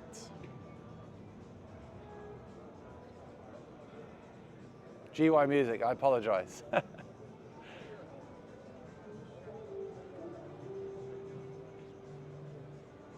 Oh, you play, I'm sure you play bass as well. That's funny, a lot of guitarists play bass and guitar. I just never, although the bass is the first thing I picked up as a teenager, I thought it'd be easier to play with less strings, but I just never quite gelled with it. I prefer to, you know, I prefer just to play a chord and the rhythmic side of the guitar more than the single notes, bass lines, you know. Locking in with the drummer, there's a real art to all that stuff.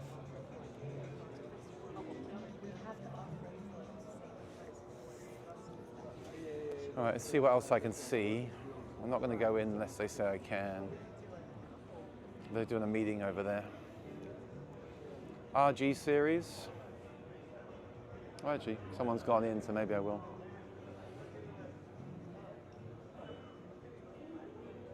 Left-handed guitars, that's a great question. I meant to ask Martin that. You know, it really cuts down what you can choose from when you're left-handed, right?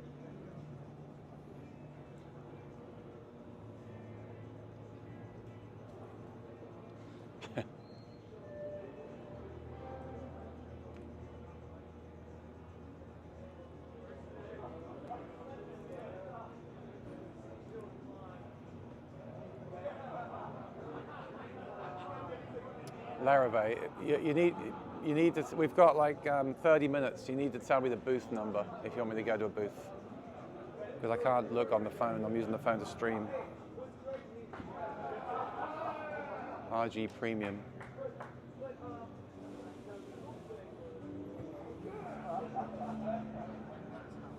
I like that. That's a new model. I like the red one. Look at that.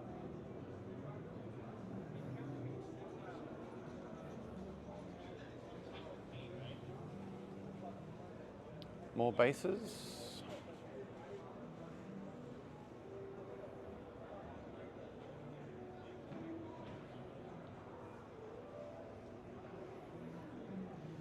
Let's check out the acoustics.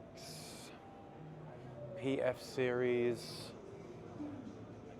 That's the John. I reviewed the John Gum on the channel, but that's the GM5. I reviewed the 3. So I'm not sure. I never quite figured out what the differences were. These are interesting. These ones have sound ports in them, which I think is kind of cool. That's what I meant to ask Martin yesterday. Why don't you use sound ports in the guitars? And these all have sound ports in the top. Why wouldn't you? Why wouldn't you want more sound to come out of the guitar, right? It makes sense.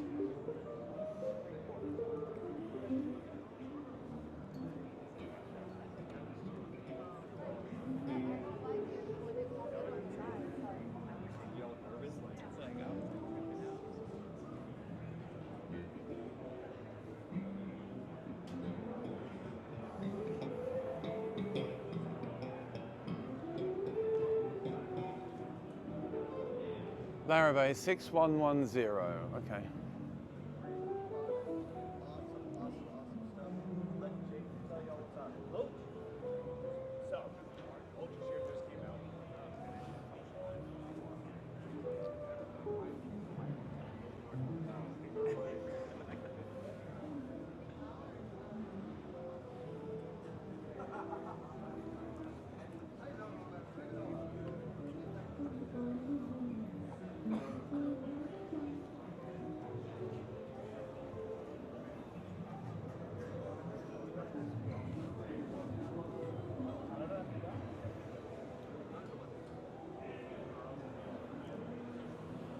Now I've got to walk past the. I don't want to walk. I'm not walking down there again. I'll go this way. Perhaps that's Hall E. Used to have a whole hall down there, and no longer there.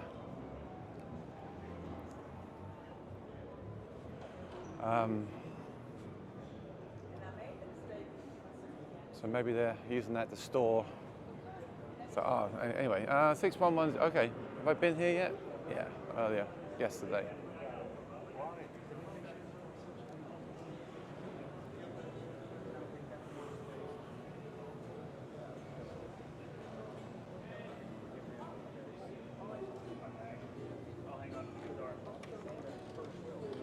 That's a nice stage.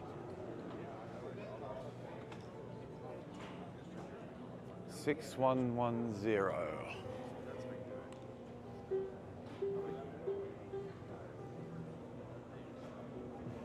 Larrabee, right? Ah.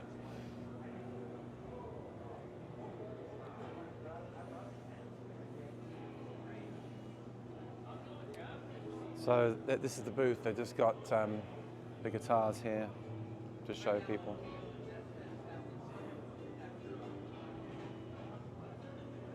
No hangers, so I can't really get a good view.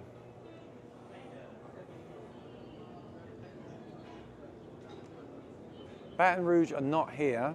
I spoke to their distributor and told him the feedback on the model, but the game has changed because now Cole Clark are making a Cole Clark Series 1 in China with that same system that they were using in the Baton Rouge. So actually, it's almost twice the price, but I think it's better. And I'll be talking to Cole Clark in a proper video later on for the channel. You can watch that next week. They're good. I still prefer the Angel 2, Angel 3. Angel 2 for me is still the one. If you can find an Angel 2, It's just a great stage guitar. But that will make it more affordable, especially if you end up getting a used Angel one, you're looking at like $1,000 for a Cole Clark solid wood. That's awesome. LR bags are setting up here.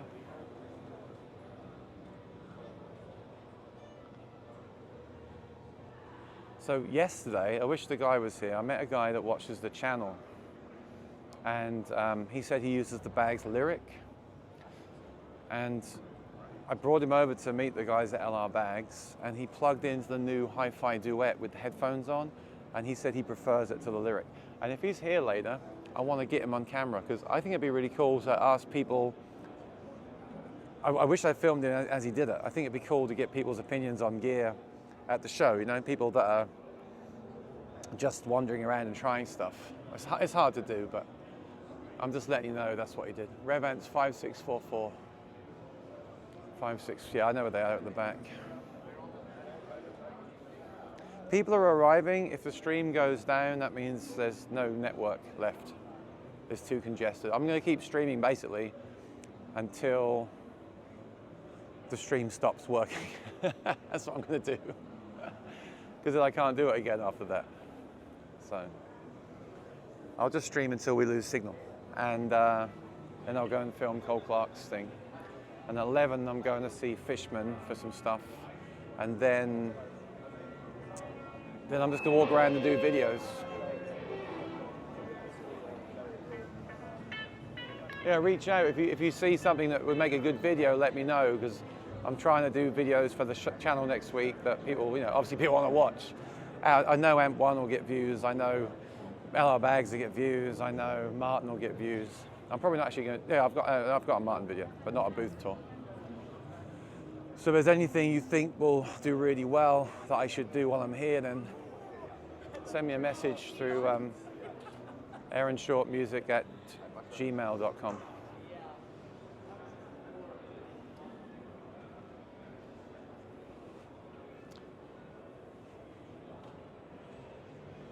Oh, Sire has a new hybrid. No, I didn't know that. That's cool. Sire. I think they're around here. Can you get me the booth number for Sire? And I'll go there next. That's the Vega Trem that I was talking about. Let me know the booth number for Sire. I want to see that. I'm all about the hybrids these days. The Cole Clark hybrid sounds so good. Everyone's blown away by it. If they can make one of those in China and finished in Australia, then I think a lot of you electric players would be interested in that want to play acoustic as well. Here we're at Rev. They're setting up, so I won't bother. Who did you say to ask for? Derek.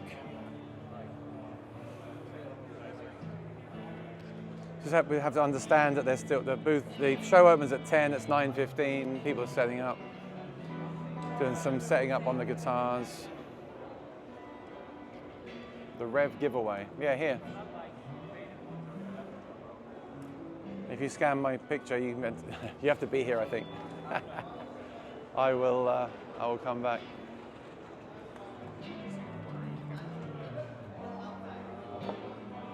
This is the guy at my last stream. This is the guy that showed us. It's a bit quieter than last time I was here.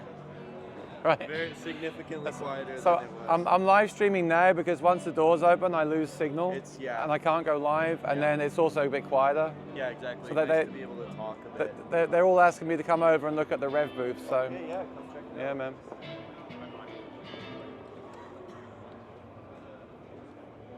Let me know if there's anything in particular you want to see.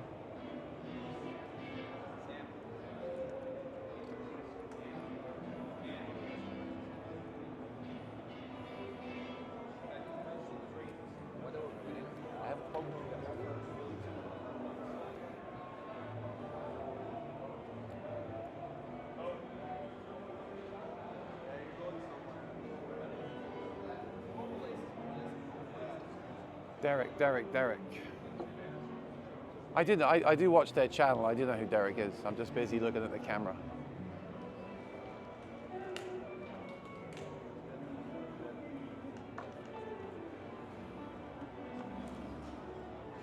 G120. Well, it's a G120 anniversary, right?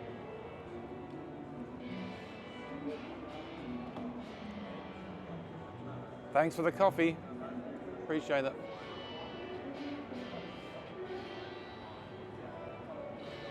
I already had one, but I'll have more. I had a load of coffees last night and I instantly regretted it. Oh, it's his guitars, my bad. Sharing a booth.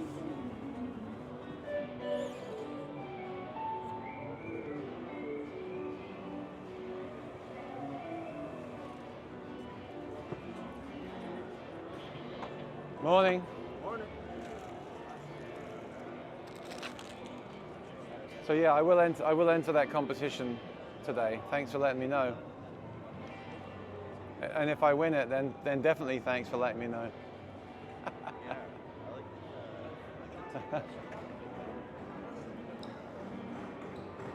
like Yeah, Rat Chat, that's the whole point. Once there's people here, I can't get a connection and I can't hear anything. So the whole point was to come early and show it now.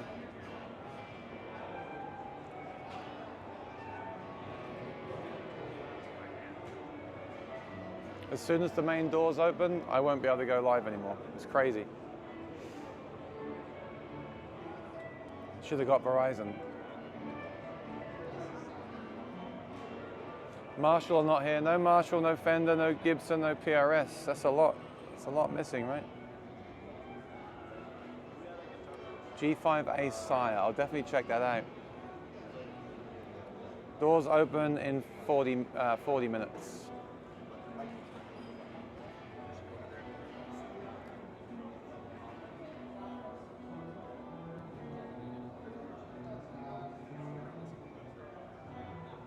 Yeah, my only concern is the pickup system because I'm very fussy about my acoustic guitar pickup systems. Obviously, that's why I do a lot of that on my channel. So it'd have to be a good system in that guitar, or it'd have to give me the ability to change it out for something else, which often they don't because they're proprietary. So, you know.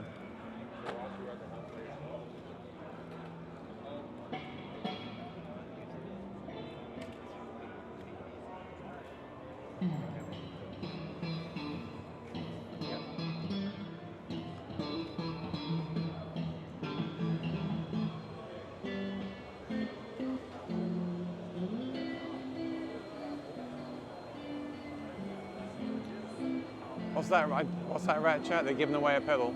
I want to win the amplifier. But if you win the amplifier, how do you get it back on the plane?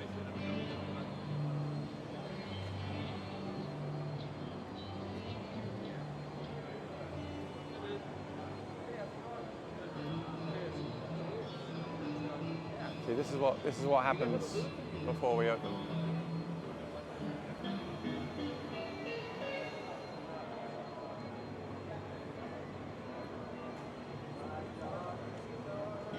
Yeah, PAs are undersellable. I doubt that would make me happy. I'll probably end up at the Cole Clark booth and you'll hear the true hybrid and you'll hear it in my proper demo too. That thing just, for a hybrid guitar, it's just hard to beat. Mate, they're at 4102, they're not. Really? Okay. Well, that probably means they've got one mate in there. Ow. I gotta go and see if they are at 4102. Where's Sire guitars? 4102.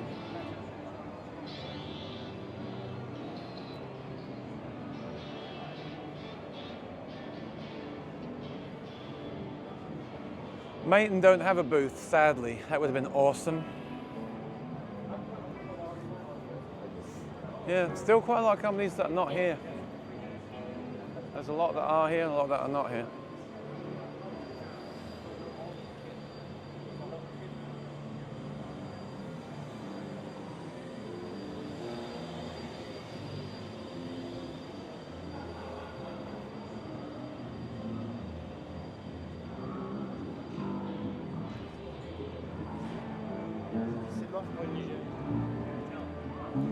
I haven't even been to Taylor yet. I must go to Taylor and Yamaha. I haven't been to Yamaha yet. So, hey man. So I must go and check them out. You might be interested in these guys. They have a power attenuator for an amplifier. I know those guys well, so let me know if you want to see that. 4102, was that Maiden? 4102? I think that's going to be a couple of guitars in someone's booth, but we'll see. Amazing, I've already done 1,000 steps or whatever, and I hadn't even opened the doors yet. So hopefully I won't gain weight this week from all the IHOP that I've had. I don't want to have IHOP, I have no choice. The restaurants are slammed at night. The bands are crazy loud at night. I clocked the volume. Oh, I've gone the wrong way. I clocked the volume of the bands, and it's like 111 decibels or something. It's nuts. For a music trade show, you wonder why they want to make us all deaf. Anyway.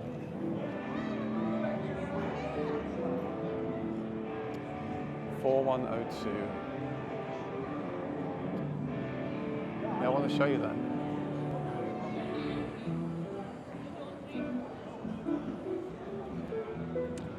So the owners of that company, AmpRx, it's one of the owners used to busk with me in New York, just for a very short time, years ago. So it's great. I'm glad to see them doing well. Now, what did you say? 4102? Can you put that number again, please, for the Maiden booth? Not booth. It's definitely not a booth. It's going to be like a stand. Well, let's just say hi to Mike at LR Bags, because he's always busy during the day. Hey, Mike, I'm live. Because I'll lose signal at 10, so I thought I'd go live. I went live at 8 a.m. So how was your night last night?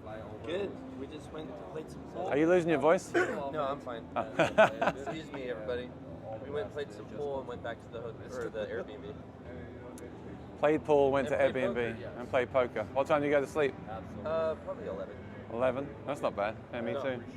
Yeah. All right. Getting older now. Do you mind giving us a little impromptu? You got a few minutes? Not at all. Okay. Because once the door's open, I can't do this anymore. So we've done a video for the channel. I really appreciate what you were saying. Let's just have a casual chat then. This is a live stream. You already recorded, huh? The guitar? I haven't, so yesterday we did a video about the new pickup system, which is over here, That's where it gets scary. which is kind of more of a formal chat about it. This one, a lot of people were really excited about this. I was telling them something really cool happened yesterday. There was a guy that I met in Martin that watches the channel, and he said he uses the Lyric. So the Lyric pickup, it's not my go-to, but he said it works for him, right? Yeah. So I brought him over to meet you, and I had him, it was CJ, and I had him play the guitar with this new system in it, and he said, based on the headphones, he said he prefers this one. Yes. So I really like that because it was real feedback from someone. It's like, you play the Lyric, play this one, how do they compare? Someone also asked me on the video to compare the Anthem to the new pickup system. Yeah. So, I mean, you guys could do that, right? I think for future videos, you could take a guitar and then do back-to-back direct recordings of all the systems in a row. We have them on the stage too, the Anthem and the Hi-Fi Duet. Oh, so I can do it here? Yeah, you can do it. But the way I would describe it is the Anthem on the pickup side is different because it has the Element under saddle pickup. Yeah. And the microphone in the Anthem, the True Mic, is a bit more direct sounding. It's 3 millimeters off the bridge plate. It's a PZM, so it averages the top of the guitar. The new microphone, the Silo, was built on the same idea of feedback rejection and mic, getting that studio quality sound, but kind of voiced for the stage in loud environments. But I think what they're saying is, this person, the viewer, is deciding what one to use, and they want to hear them back to back. Yeah. So I think it'd be cool as a company when you release a new system if you actually offer up a video yourself of the same guitar. Yeah.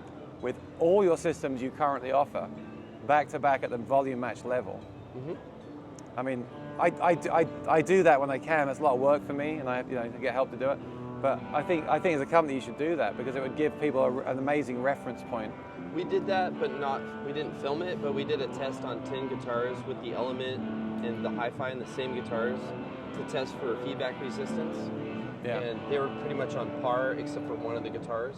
The Hi-Fi is slightly more prone to feedback because it's sensitive to the top, but it's pretty much in that same ballpark. I know, and you've got to try it in your guitar, you've got to try it through your PA, but that's just some, I thought it was a good idea, record them, offer the files. Actually, I think years ago, if they still do it, Cole Clark had a thing on their website where you could choose the guitar, choose if it's direct or through an amp, and it would actually play back a file of that system. So I don't know, That's really it's just good. like, you know, well, that's the modern thing, it's stuff. tough because we want to do a direct recording without any processing, just to give the raw idea of what the pickup sounds like. Yeah. But it's never really like that in a loud environment when you're hearing speakers push through the air. Right. It's just very different. But Yeah. that's what a lot of people want to hear because they want to know what they're working with. Yeah. The way I would explain this microphone compared to the True Mic in the Anthem or the Lyric is it has more of an air and ambience quality. It's capturing more of that, what you'd expect from an external microphone. But it still has a lot of feedback rejection, and it's a noise canceling capsule to the point where it's going to basically get rid of all the standing waves, all the reflections in the box. But for people saying which one's better, which one should I use, that's down to your use case, right? So- you're not going to get rid of the Anthem, are you? No, not at all. Right. The Anthem, like I was saying, is a bit more direct. So in certain environments, it may actually work better. But the cool thing about the Hi-Fi Duet is the blend between the mic and pickup is actually more pleasant than the blend between the Element and the microphone and the Anthem. So a lot of times with the Anthem, people roll all the way towards the microphone to get as much of that quality as they can. Yeah. In this system, I do that. I do that. This system, the microphone is even more studio-like. Yeah. So if you're doing a live stream, you're recording direct, a TV appearance, and you want to get a really good quality sound, or if you're on in-ears, you can get that sound. Yeah. But if you want to cut through the mix, I would suggest starting at the 50-50 mix on the mix control, which when we offer this is going to have detent in the middle. So you're always going to know where that middle position is. And that way you get the balance between a really great mic sound and the punchiness and the directness of the pickups. That's actually what I said to you, right, when I tried it. I said I really like 50, or just a little bit of mic made a huge difference. 50 was the sweet spot, up to about 75% for me. Yeah, so and you're saying that too. Yeah. We wanted to push it a little extreme. So like we do with our pedals, when you have the effect basically turned all the way up, it's kind of overwhelming. Too much. And we do that so that you can hear what it's doing and then pull it back to something that's going to work for you. Yeah. The No, I Anthem's felt a the little same. different. The Anthem, you can easily go to full mic and still, it's very useful. Our system's going to be able to take you through a wider range of either recording at home versus loud stage volumes. And what's going on with like pedal-wise? Are you obviously doing a lot with pickups now, so that's where your resources are. But is there any news on the VoicePrint DI or your other standalone pedals, or any ideas to make like a multi effects or anything like that? How do you feel about pedals for acoustic guitars? Well, they're really popular. The VoicePrint is more of a niche product in that space. There's definitely a group of people that love impulse response technology, but not everybody wants to go in and actually have that level of control. So this is definitely for a targeted market. Excuse me. The Line Series pedals are doing great. The most popular of the Line Series is the Session and the Reverb. There's a lot of reverbs on the market. This one is voiced for acoustic instruments, so it's got a different frequency response. And then also with all the Line Series pedals, all the circuitry is designed to keep as much fidelity from the instrument as possible. So we don't use any op amps, very clean circuitry. You can stack like 10 of these pedals together with low noise. So it's different than the electric market. The Session pedal, that's actually caught on over the years, but that came from the videos that we shoot with the artists that we work with, and watching what the engineers do in post to shape the pickup like you would mix any kind of session. And that's where the name came from. I had a question on the channel. It said, someone said, can you get a plug-in of that kind of? I think you can, right? It's just a saturation style plug-in. Yeah, you can. That's actually where the idea came from. The engineer was using a combination of saturation and multi-band compression. The multi-band compression is basically dynamic EQ. and the more you dig in to the guitar, the more that it's clamping down. But we keep the frequencies super narrow, and we focus on a few bands of problematic frequencies live to allow all the good stuff to come through. And when you get used to it and you shut it off, everything goes flat, but it's somewhat subtle. I think with acoustic guitar, I found the same with the new pickup system. You play it with the mic blended in, then you turn the mic off, Yeah. and then you realize what you're missing. And I think that's for all acoustic stuff, it's like that. Reverb, delays. And that's actually why with the Hi-Fi Duet, we went a bit more extreme in the mic position, because we want people to hear what it's doing and then find that mix that works best in their environment. Tell me about these. Are these still current product? They are currently. This is a really, really expensive product to make, so it's not, we don't really have a lot of margin, honestly, but we love having it because this is a really great project. Lloyd, I don't know if people really know Lloyd's background. Originally, he was a luthier building acoustic guitars, and he was also really into speaker design. So this was a project more for us to figure out what we were capable of creating, but it's definitely up there in price. So I think it's incredible. I'd like to have one for my own house. Or two, or two. You need stereo, right? I think I know somebody. We're not the biggest company, so we have to really focus on what's going to be the best for the marketplace. Not necessarily like based on income, but what we think would help the most amount of people and what's really needed. So someone just said, "Why is it so expensive?" I mean, it's the design production, right? All that stuff.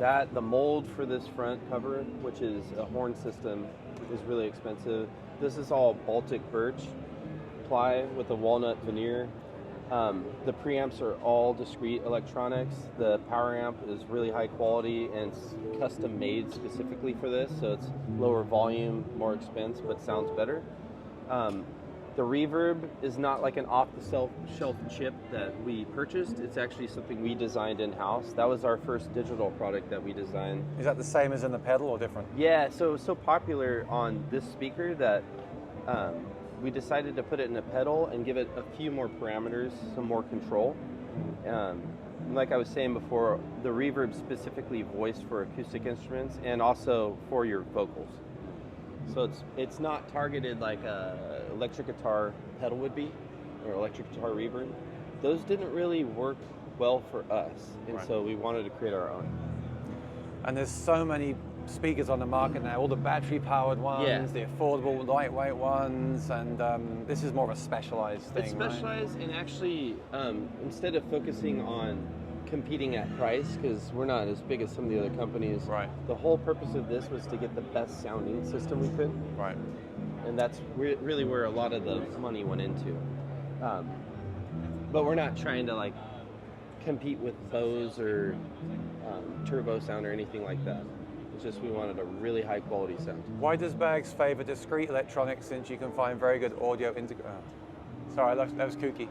I lost the message. I can explain it. Oh, you understand? Okay. So the way I would explain it is like in the electric guitar world, it's really common to use what's called op amps, and it's a component that has a number of transistors in the component. And the issue with that on high fidelity instruments is each transistor is like a copy of a copy of a copy. So think of it like a Xerox, and as you copy the original, it gets degraded over how many times you copy it. All discrete electronics are really hard to design. It's like having a really good quality chef with great ingredients. But you have to know what you're doing to make it all come together and work properly. And that's really one of the biggest things with our company is not just pickups, but it's the electronics. And if you notice, pretty much all of our pickups are paired with electronics. All right. Yeah. We're going to do a quick fire round now, people. Yeah. This is your opportunity to ask Mike from LR Bags any question you like. First question, why don't your pickups have a stereo output option to split the signals? So in the past, especially in the 90s, we did offer that because it was more, the pickups weren't as good back then, so people needed the opportunity, or at least they felt they needed the opportunity to split the signal and actually EQ the different sources themselves.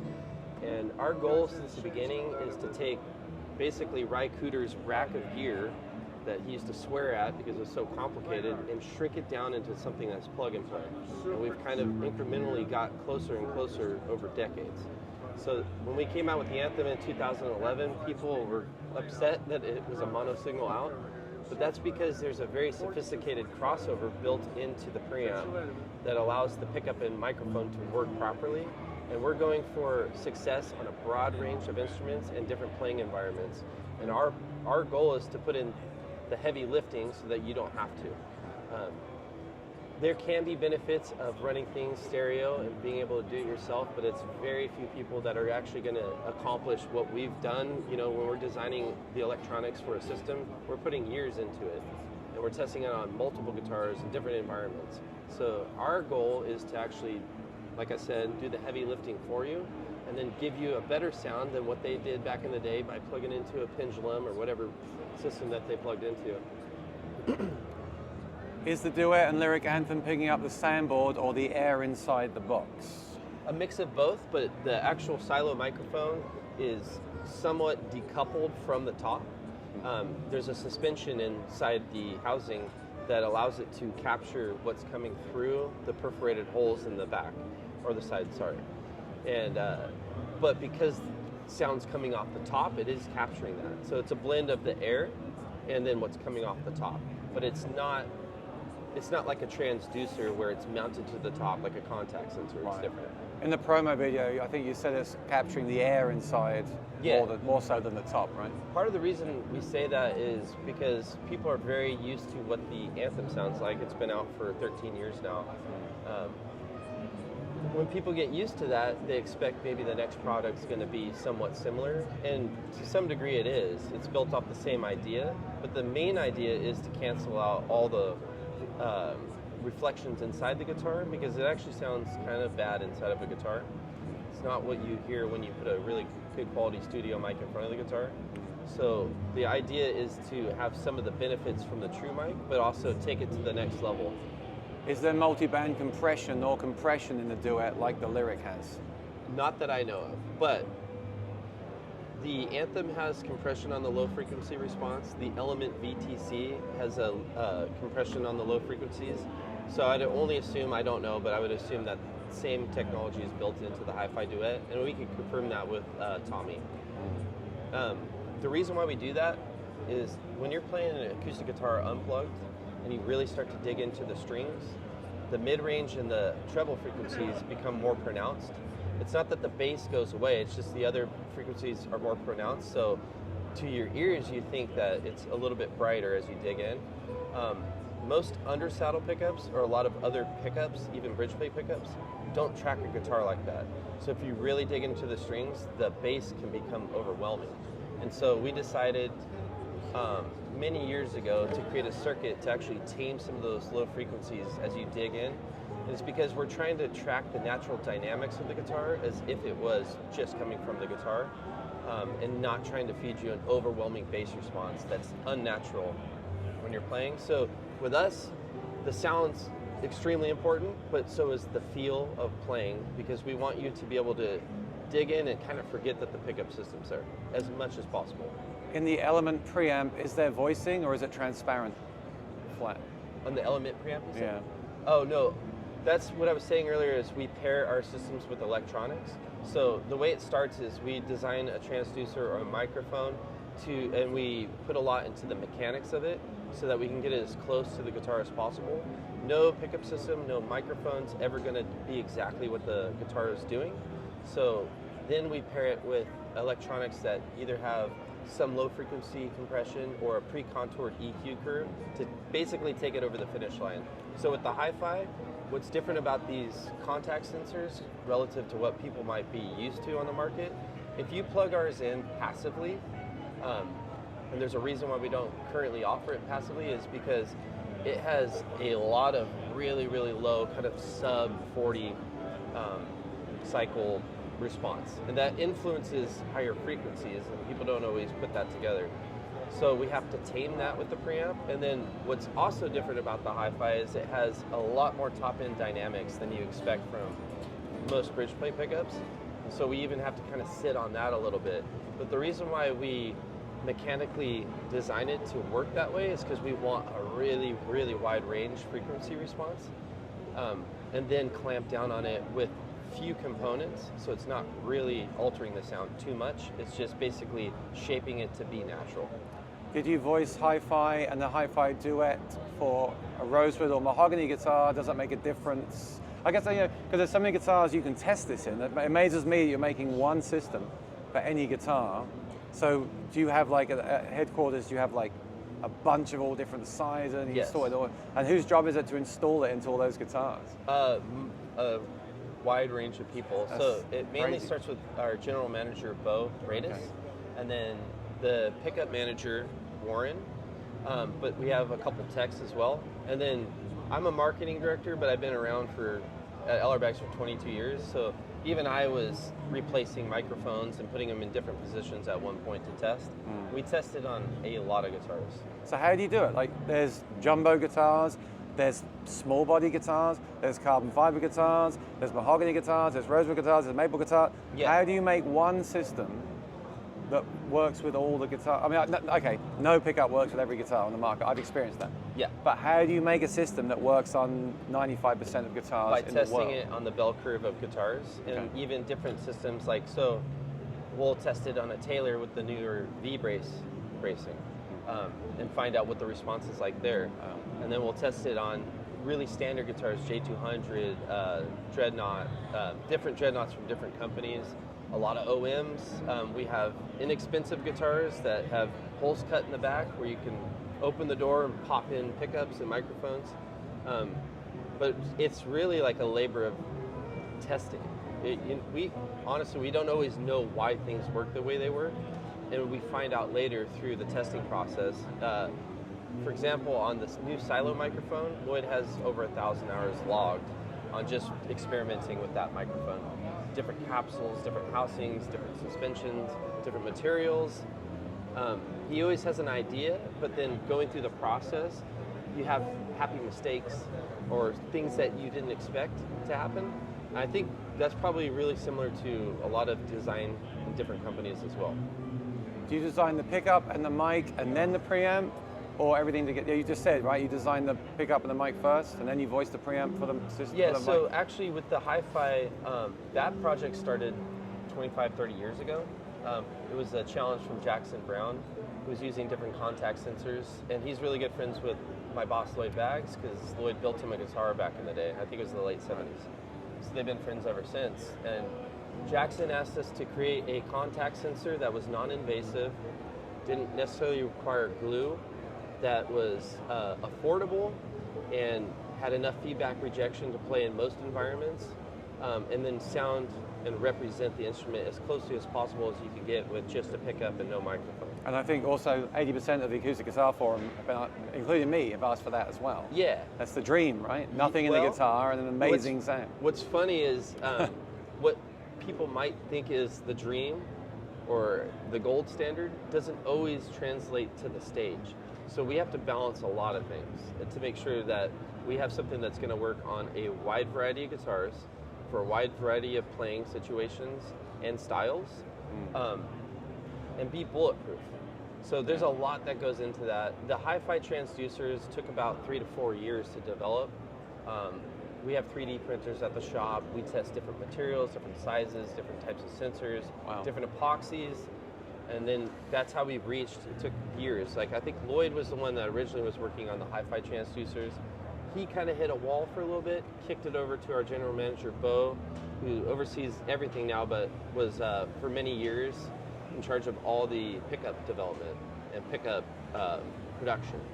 So he's been with the company since 1991, I believe. So he has the most experience with installing pickups. And so he has a really great understanding of what he's looking for in a pickup.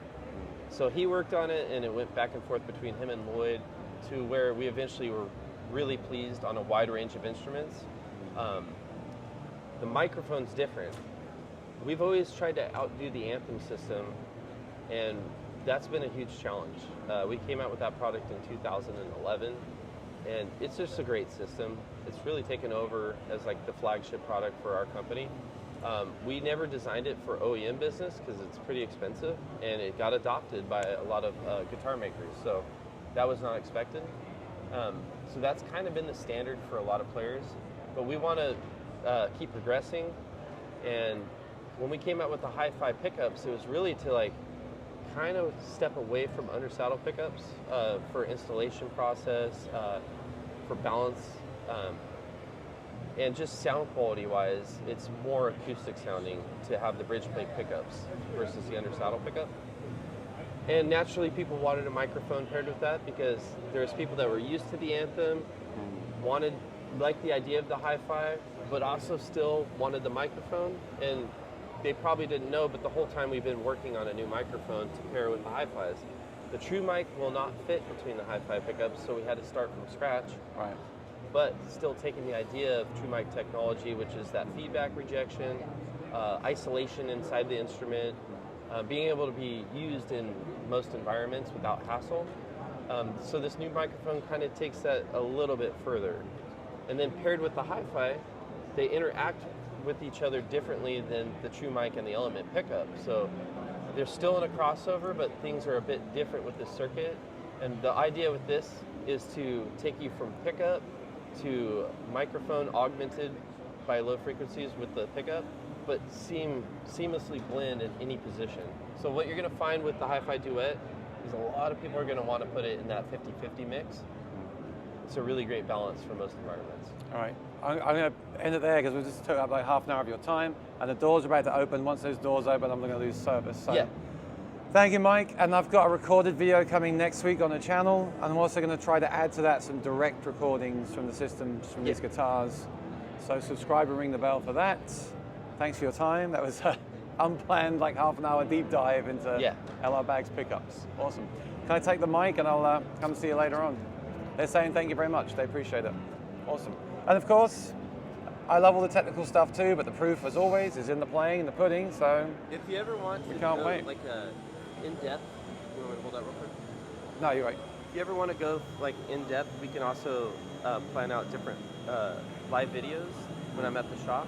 Yeah, and we can focus on just a specific product. I've wanted to do that for a long time, like go live with pickup companies, focus on specific products, and go a bit deeper into them for the more, like, I always wanted to do it for the Anthem. I've been a long time Anthem fan, and I always wanted to go, like, maybe even have some initial drawings or schematics and changes over the years. Like you just bump the output gain, which is great. A lot of people don't even know about that. Yeah, we should plan to do that. Just to let people know, we're constantly improving our products.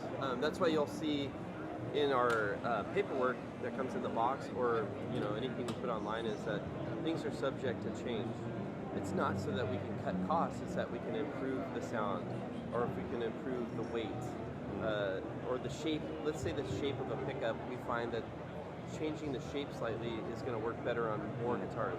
So we do that, but we do that for the benefit of purchasing the product. I think it's good. I'm glad you bumped the output volume of the Anthem. I just know people will be asking if they can purchase that part separately, but reach out to LR Baggs in a few weeks about that. Perhaps I have an answer for you. But all right, I'm gonna let you go. That was like half an hour. Thank you. Thank you, man. I'll come by later. All right, everyone, I'm gonna run down to the booth you mentioned because the doors are opening in 9 minutes. And I'll probably lose signal at that point. Maybe I'll do this. I may do this tomorrow from the other hall in the morning, just for a little bit. But that was awesome, and that's the kind of stuff that you don't get in the videos that you record at the booth so much, because you're trying to cover the release day and the specs and all that kind of stuff. So it's nice to get questions like that. Seymour Duncan, yeah, actually I am going to Seymour Duncan and do a video on the power stage units. They're right here, look. A guy I know just started working there. So we're going to do a video on power stage.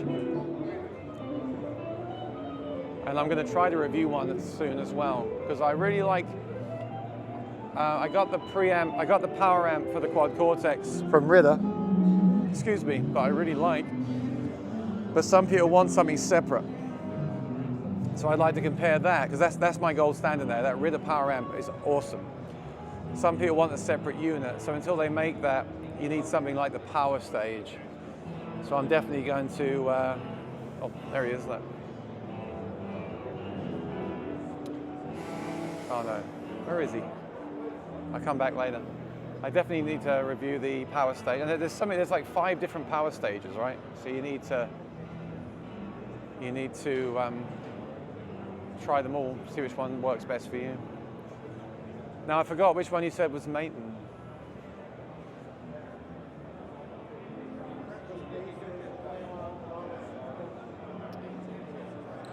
But like I said, I'm pretty sure it's going to be, oh, let's go down.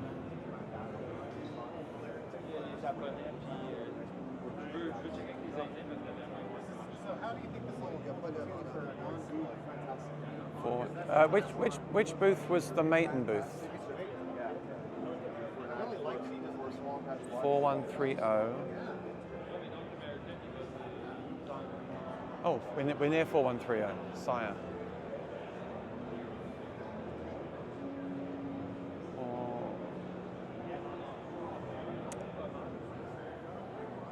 Yeah, which one did you say was Maton? 4102. Okay. Gotta be quick, gotta be quick, gotta be quick before the people come.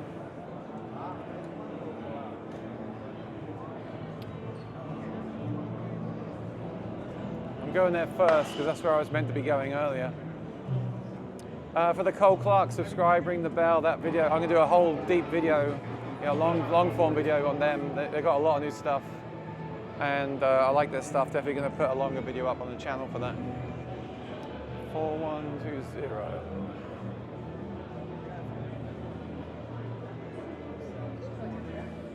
Can't see the numbers. Oh no, I've gone past it.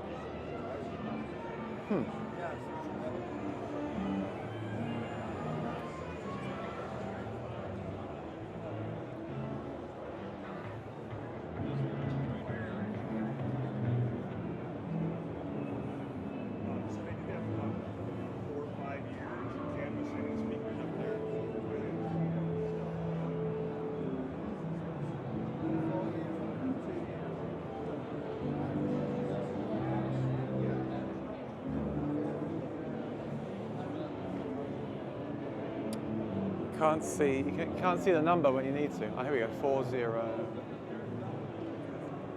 I haven't even been here yet.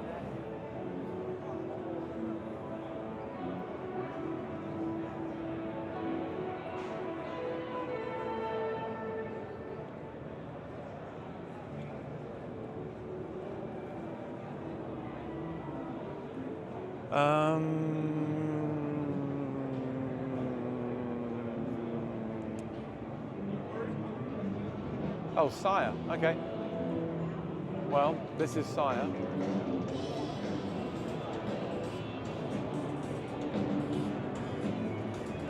Is this what you were saying, the G5? These are new. Oh, wow. That does look cool. It looks like very sort of Godin-esque.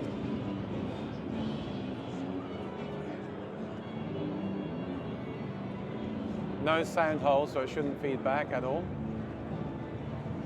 Pinless bridge, and it looks like a piezo. Yeah, I wish I had a mic in there as well. Like the Godins were using Aura technology for a while. That was pretty cool. So this booth is Sire. Which one was Maton then?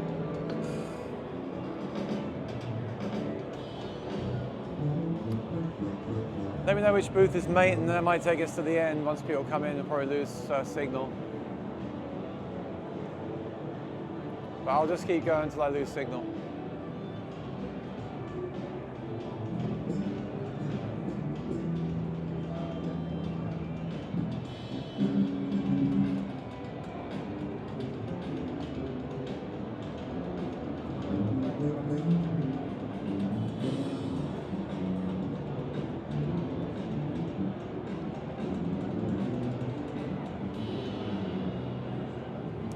Yeah, some people like an undersaddle pickup. They get used to that sound. They find it very feedback resistant. Personally, I like a microphone and body sensor. I like the extra dynamic of that for what I do. 4102, all right. Where the heck is that? I'm so lost. Hang on.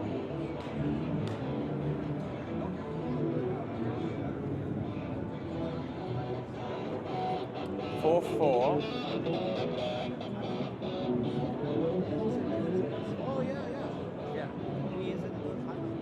Ah, this way. I'm in the wrong aisle.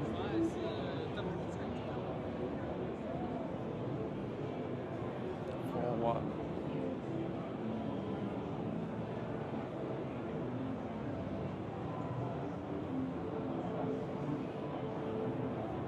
I don't do well under pressure. So it's here.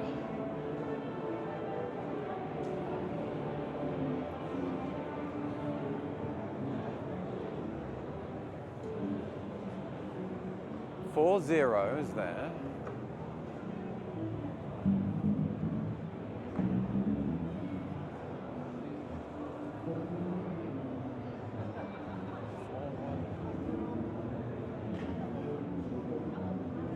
Three 9 is there, so it's this side.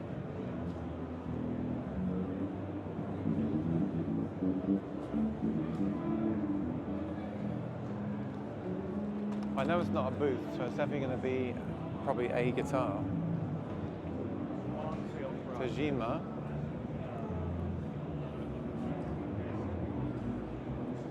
This is 4-1.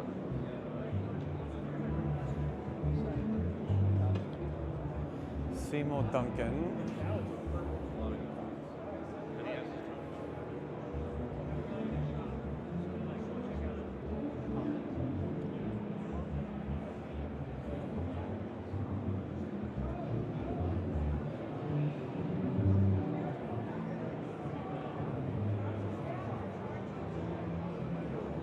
Four, 6.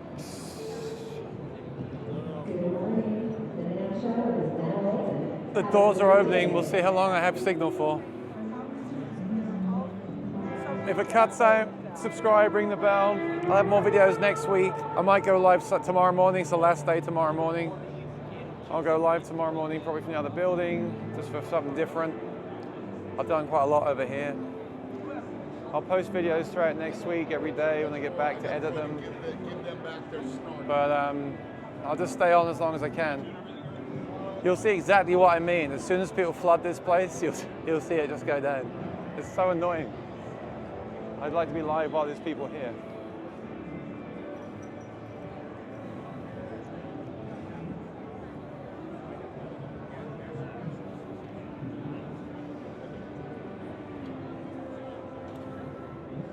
Oh, fiber air. That's cool.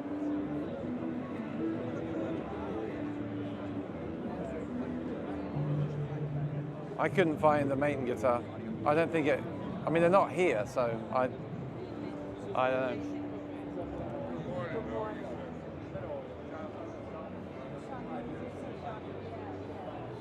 Schechter, where? You need to give me a booth number.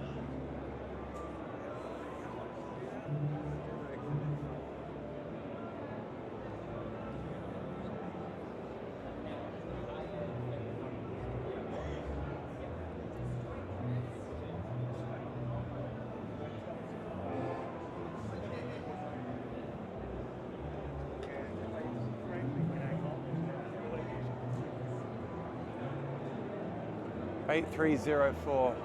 It's too far, I'm not going to make it.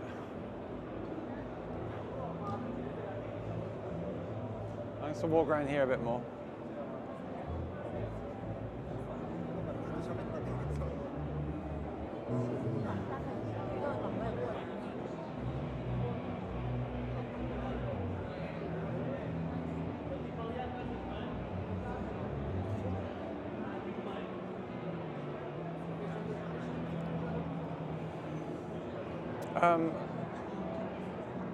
I gotta go to Udo Amps again later, and they may have a Maton, because they do a lot with those artists. But I want to go there and try their pickups later.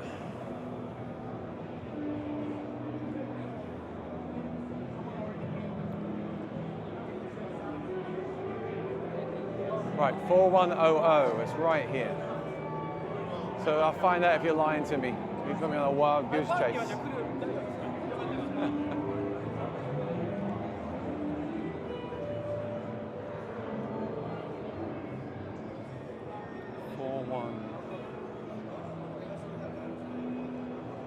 Four zero, 42, 40, 40,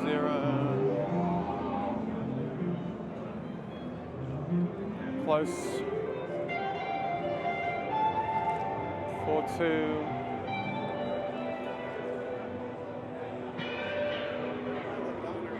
Where's the donor?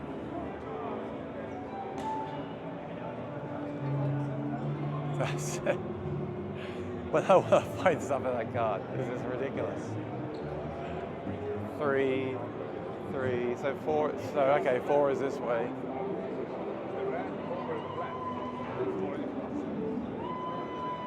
40,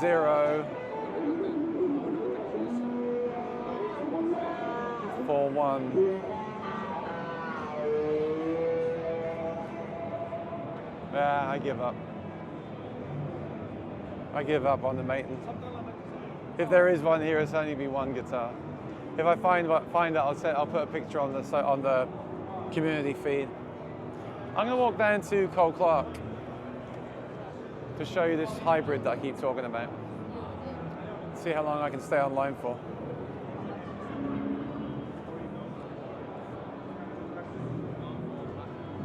I want to play these too. I really want to play these. Because what I've heard sounds really good.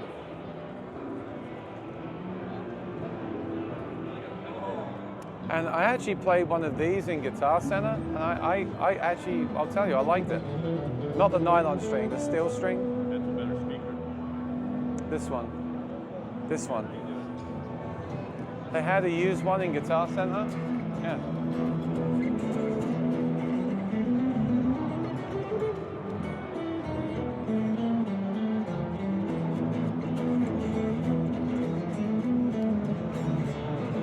You know, it's super modern, but I thought it was cool. Yeah, for what it is, you know, I'm not going to say it will replace my Martin or my Cole Clark, but it was fun.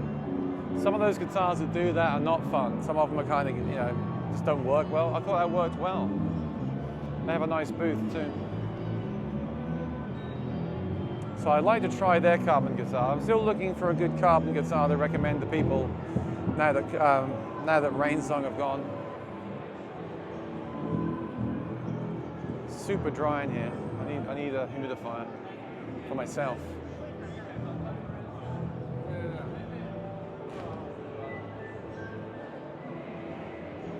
Not too busy yet.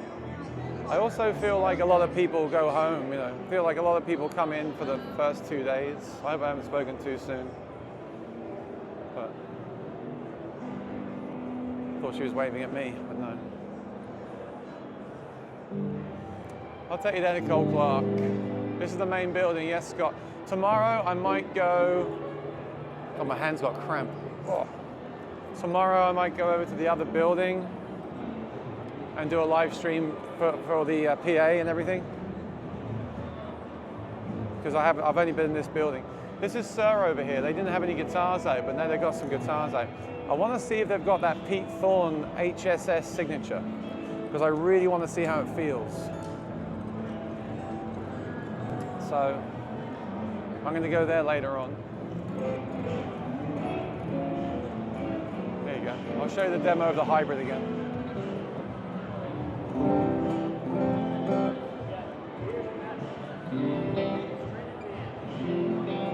You want to say hi? I'm live right now. Hello, everyone. If you need a Cole Clark, and call this guy. Right? I went live at 8 a.m. before people came in. Oh, you were here? Because I have signal. So now people are coming in. Any minute I'll lose. I've told everyone I'll lose signal any minute. So, but it's been on for 2 hours. Carpet is a nice touch with all the standing walking. It is. It's a very nice carpet. And when I came in, it had a very nice smell. That smell has now left us, unfortunately. But yeah, it's a nice carpet. It makes a big difference.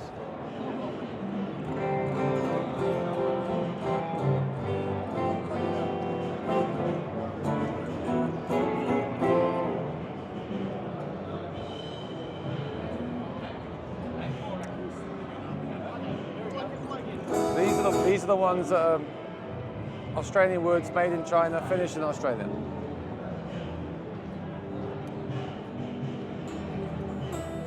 I will try to get an actual demo of that guitar. I have compared them. I still like the 2 and 3, obviously, but like I said earlier, that's going to be a better price point.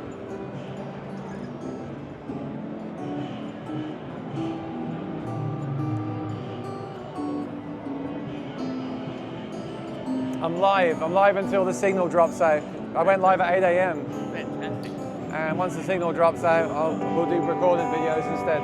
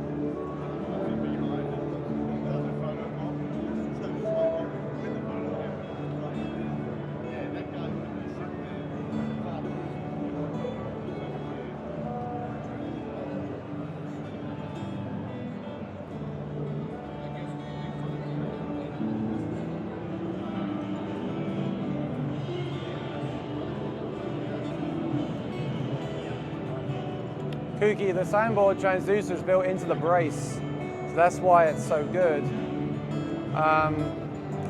What was the other question?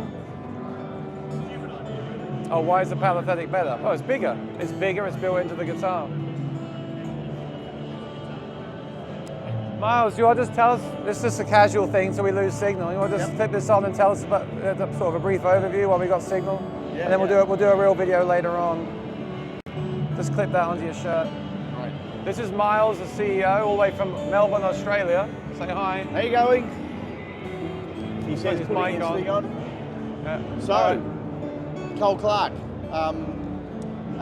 in the mid to upper range, made in Australia, world's most natural plugged-in sound. If you're playing 5 nights a week or aim to be playing it 5 nights a week, that's the guitar for you. 2 series, really good on the road, standard models like all Blackwood models, these type of things here. That's the small scale, short scale. It's a 12 string, and then when it gets up to the 3 series, it's more different timbers and stuff. That cedar of Lebanon, very rare in guitars. It takes a long time to make these. The wood needs to cure for about 8 to 10 years. So this is a satin box fingerboard. So I like the figure in the timbers that we use is great. So 3 series is different kind of rare wood that goes up in price. And 3 series has bound fretboard. That's camphor laurel. If you could smell it here, it smells unbelievable. It's just a glorious guitar, fully sustainable woods. Which tone wood is most similar to Sitka and mahogany, in your opinion? As a top, Bunya is really similar data to Sitka spruce. So it is very similar density, very similar Jenka hardness. Jenka hardness is how much it takes to drive a steel ball into the wood, and very similar elasticity. So really close to Sitka spruce. Mahogany, there's actually a lot of woods that are kind of, a very broad mid-range wood. So things like Queensland maple and Blackwood is similar to mahogany. Blackwood is actually related to Koa, so it's one genetic sequence different from Koa. So if you think Koa, you think Blackwood, same sort of tone. and blackwood can look sort of quite normal and straight grained like that. So that's a 2 Series blackwood, but it can also, This is like master grade, right? yeah. So this is master grade. So you would think that was Koa. It's not. It's Yeah. blackwood. Yeah. And that's river she oak fretboard, which is the highest grade river she oak. So that reddish colour, and then the master grade headstock. Yeah, so just beautiful, beautiful timbers. So the fretboards on all the 3s isn't always ebony. Correct. It's she oak on that one. It can be a she oak. So if it's okay. if it's an AE, it's Australian Eco. So that's an AE on a 3 Series. Master grade's actually a step above 3 Series, and this is master grade. So it's actually not got as much abalone on it. It's about the timbers. You know, like this timber's incredibly expensive, very hard to get. And that's what this is about. Is it sonic or visual with this? Well, it's visual, but God, they sound good. I mean, you know. Good answer. You know. Now, come on, we got to talk about these. Okay. There's a lot of talk about this right now. You got to tell us your thought behind this one, if you got time. So, Cole Clark is quite expensive. It's the most expensive place in the world to make anything. Wages are about double that of the US, a little bit more, let alone any other places. So we decided that we needed to be in that sort of mid-price point, I suppose, in the US, something in about the $1,400, $1,500, $1,600 price point. We can't do that from Australia. So this is half made in Australia, half made in the US. It's actually about 60%. Sorry, half made in Australia, half made in China. It's actually about 60% Australia. So we supply most of the wood from Australia. We send that across to China. So we prepare the wood, send it across to China. That comes back. We then we plaque everything, plaque the nut, plaque the fingerboard, the frets, do the saddle. So we do the final setup, make sure the pickup's seated properly and the bridge saddle's seated properly, so it's all working properly. So that work that from tree to sending the wood across is very, there's a lot of work that goes in there. Is this she oak or not? This is actually eucalyptus. Eucalyptus, okay. It's, for those Australians out there, it's blue gum. So it's but fantastic. It's torrified, so it is a great thing. Yeah, so that's that. So, in case you're wondering, it's all solid. Yes. Same tuners. Yep. Same pickup, but you're using the strip, which I've been talking about on my channel. The Strip piezo it's instead not, of the. It's yeah. not the palithetic pickup. Yeah, so not that is a quite difference. as big in the amplified sound, but still really good. And the guitar's lighter, I think, because of that. Yeah, that's right. I'm going to try and record it direct later so they can hear a comparison. Yeah. So still a Spanish heel. Spanish heel. It's got it's voiced to be a stronger acoustic guitar, not quite as big plugged in. You can't have both. So it's got a big X. It's actually got a classical guitar T at the back. Different bracing. Totally different bracing to our normal Australian guitars. So they are so a lot of similarities, but differences as well. Yeah. Okay. So thinner top, single top, different back bracing. So yeah. Important question. On the system you're now selling to be installed in other guitars, you stick the face sensor to the top. Is this in the bracing like the 2 Series, or is it stuck to the top? Do you know? It's next to the brace. So it's not in the brace? Yeah, that's right. Like they are, the two, okay. And because when I compared them, I felt that Cole Clark's standard system had more power, more low end. Absolutely. And that's because it's built into the guitar with the palithetic pickup, right? And the whole guitar is engineered for the amplified sound. Right, and this isn't. Still a good acoustic sound, but this is not. This is engineered for a great acoustic sound and a pretty damn good plug-in sound. So it's not like a straight copy of a 2 made in China. No. It's actually quite a different guitar. It's its own guitar. Okay, so they should bear that in all mind. solid top, But solid solid, back, yeah. solid sides. Yeah. This is the Blackwood model. So it's and that's the Bunya maple model. And the cutaway is different too. So That's a softer cutaway. Softer cutaway. So it's a bit easier to bend. It means that we can use other woods on the cutaway. So in the Australian Angel, it's very tight cutaway. So we actually can't bend Queensland maple that much. is that the reason? Yeah, Ah. that's why we don't have a cutaway in Queensland maple in the Angel. But this we can. So this is a redwood maple, as in Queensland maple. Queensland maple is not related at all to US maple or European maple or anything. Is the neck shape identical to the Angel 2, or is it a different neck Very shape? similar, very similar. Yeah. Okay. And then that's the all Blackwood. All Blackwood, Bunya maple, redwood maple. Right. So that's your new product for the show, right? The new 1 series, basically. It is.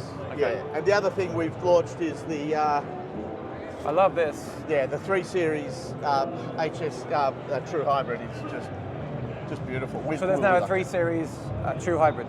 Yes, That's new. that's yeah. it. Yeah. Oh wow. So ebony fretboard, bound fretboard, abalone rings, and more elaborate wood. So this is European maple. So this is not like US maple. It's a bit less dense, so it's a bigger sound.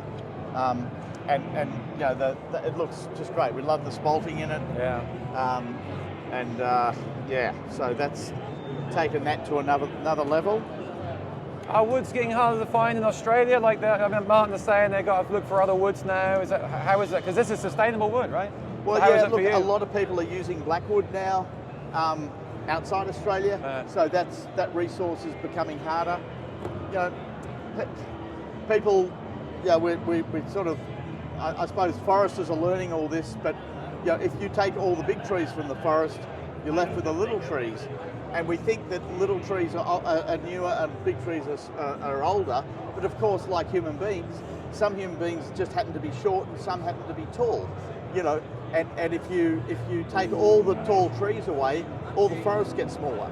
So it's not necessarily age of the wood.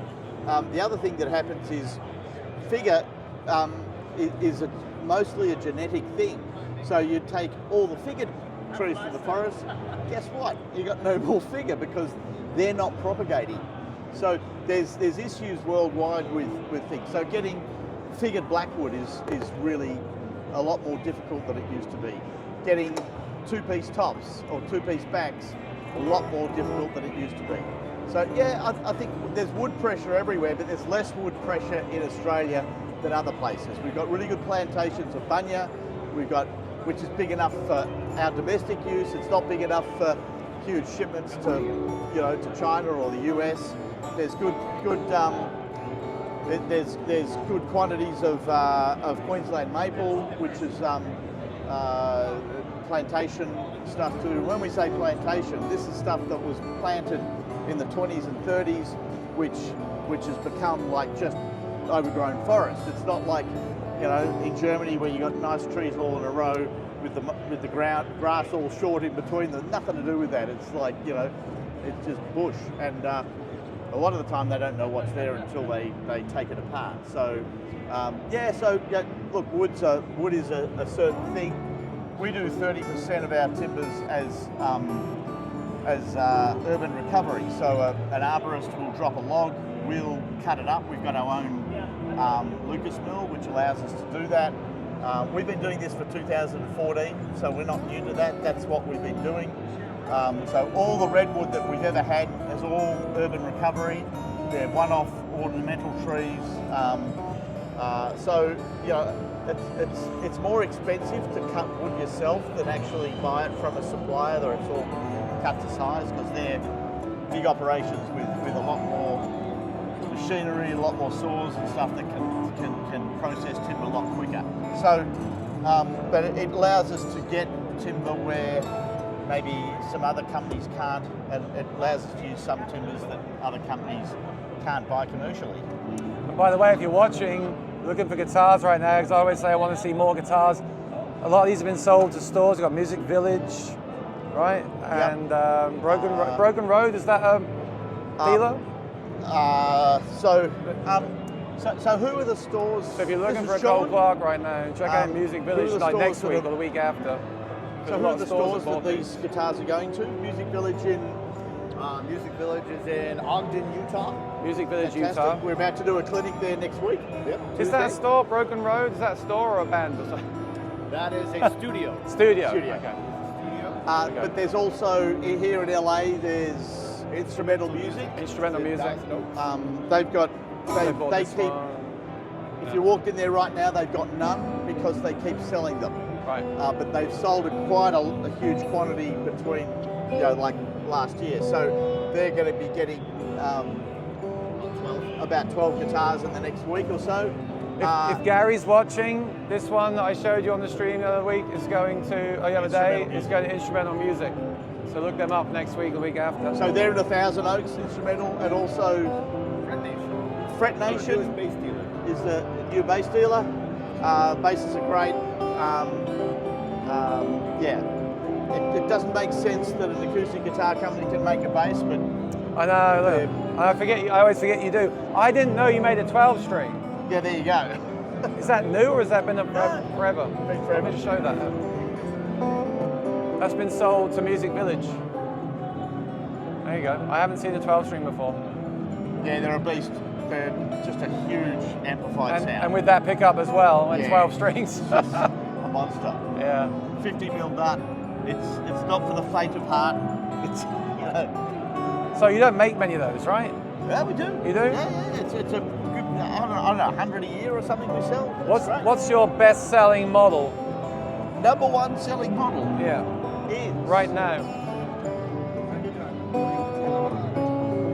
that Wow. Oh, I have that. True Hybrid HSS. Yeah. That's what mine is. Yeah. Yeah, it's just incredible. So, of all price points, of all everything, that is our number one selling model. The half Chinese guitars, the dual national guitars, as we like to call them, they're just hitting now, so they'll probably take over in numbers. But right now, the biggest number is this beast. So you predict these ones the 1 series will become the bestseller, but In right numbers, now yeah, in yeah, numbers. that's But right now this one is your Yeah. because of the and because of the patented electric pickup technology you got to balance the pole pieces. Yes. Obviously, yeah. So that's groundbreaking, so it's about 32% of all of our sales have a magnetic pickup in the acoustic guitar. So for all those doubting people out there who said it was a silly idea, it's absolutely not. It works just great. James, do you stream on Twitch? I don't. Oh, someone said you stream on Twitch. That's now someone else. Sorry, man. And it's got a handle. I do. It's got a handle. I do have a Twitch account, but I don't think I've streamed on it. He does have a Twitch account, but he hasn't streamed yet. James Atkins Music. Let me show him the badge. James Atkins Music. Subscribe, ring the bell. And this, I hadn't seen this either. Violet. Oh, Lap. so Cole that Clark classic logo. Give me a thumbs up, please. Help me out. So that's using, once again, the This is- acoustic pickup, acoustic system and the magnetic pickup. So this looks like an old school Rickenbacker pickup, but it's actually a wolf in sheep's clothing. It's a stacked humbucker that we make, and it's in Bakelite. So it is really old school, but it's really new school. So it's a killer pickup. We will make about 2,000 pickups this year. So it's a huge part of our thing now. I don't know. I bought one, but I felt the neck was a bit too big and the strings were a bit too high. That's right. Yeah, it's really hard to. Here, have a. We're still connected. I'll stay on until 11. If Yeah. I lose connection, then we're going to do a recorded video as well. So watch out for that.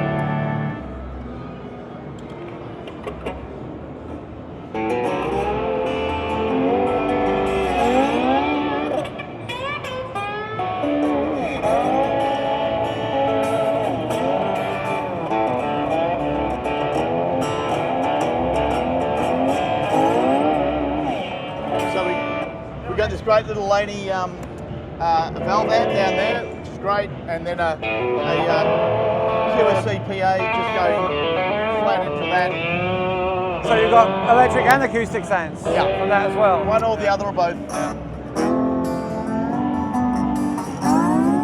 And that pickup isn't balanced like the hybrids because you're using electric strings. Yeah, we've still actually balanced it because there's still unevenness in nickel strings. You know, the G and the B tend to be a bit loud generally, so it's actually still using that technology a bit, but not as drastic as Foster Bronze.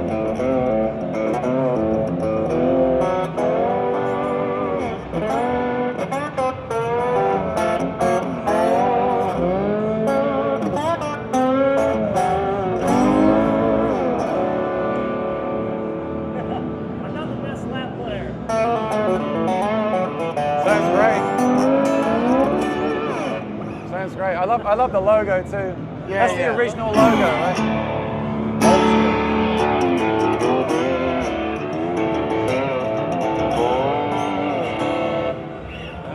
It's a beast. Can you quickly plug in the HSS? I want to show them that. Can you just do an HSS thing? The same thing, acoustic and electric pickups. It would be my pleasure.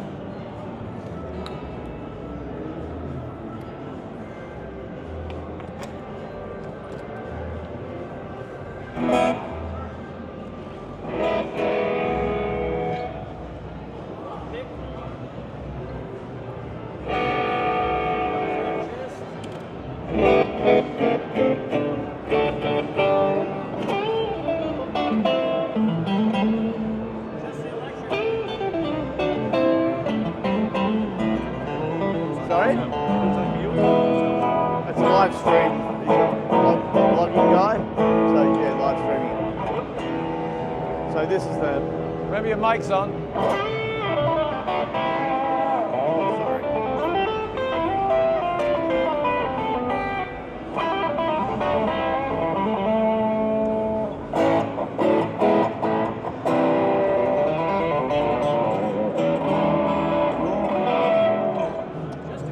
Acoustic only.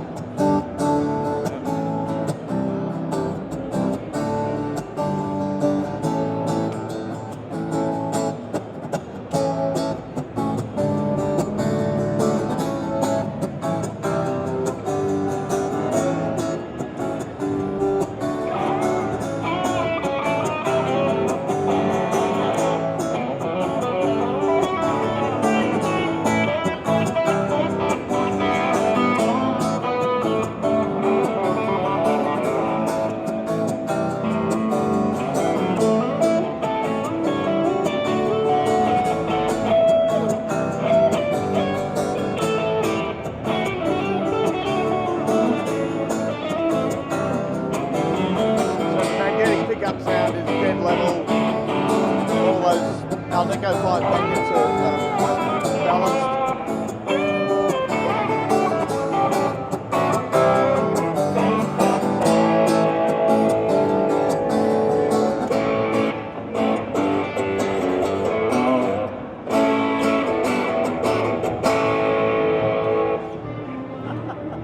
Can you put a whammy bar on that next?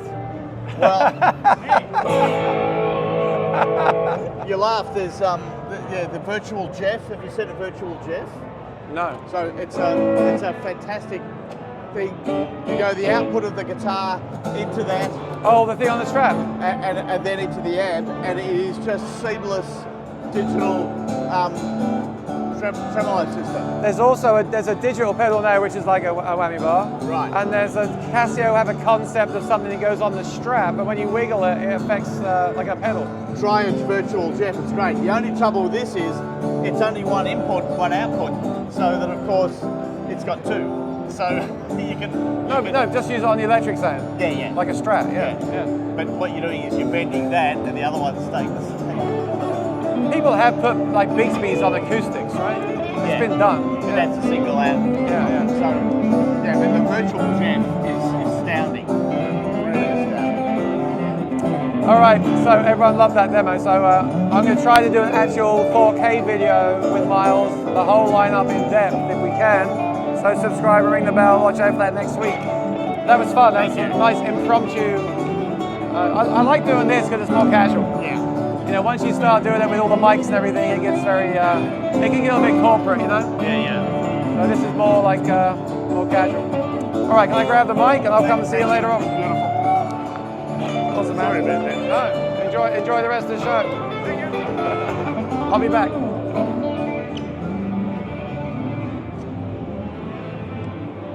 I can't believe I still have signal. It's crazy. I mean, it's good, but it's crazy. Yeah, everyone likes that demo of the electric hybrid. It is a very cool guitar. Scott, you're right. Isn't it nice to meet the people behind the products? That's one of the reasons I come here, to meet the people behind the products themselves, you know? Because, I mean, as a gear fan, I find it fascinating. And you can ask those questions. Like I was asking Cole Clark why they don't use stainless steel frets. I'd love to use stainless. I'd love to see one with stainless steel frets on it. You know. So Kooky Fishman, they only have a meeting room, and I'm going to go and see Larry in a bit. But there's no videos. But they are releasing 3 pedals, and I'm going to have them on soon. And one of those pedals is a compressor. And a lot of people really like their compression algorithms, so that's going to be cool.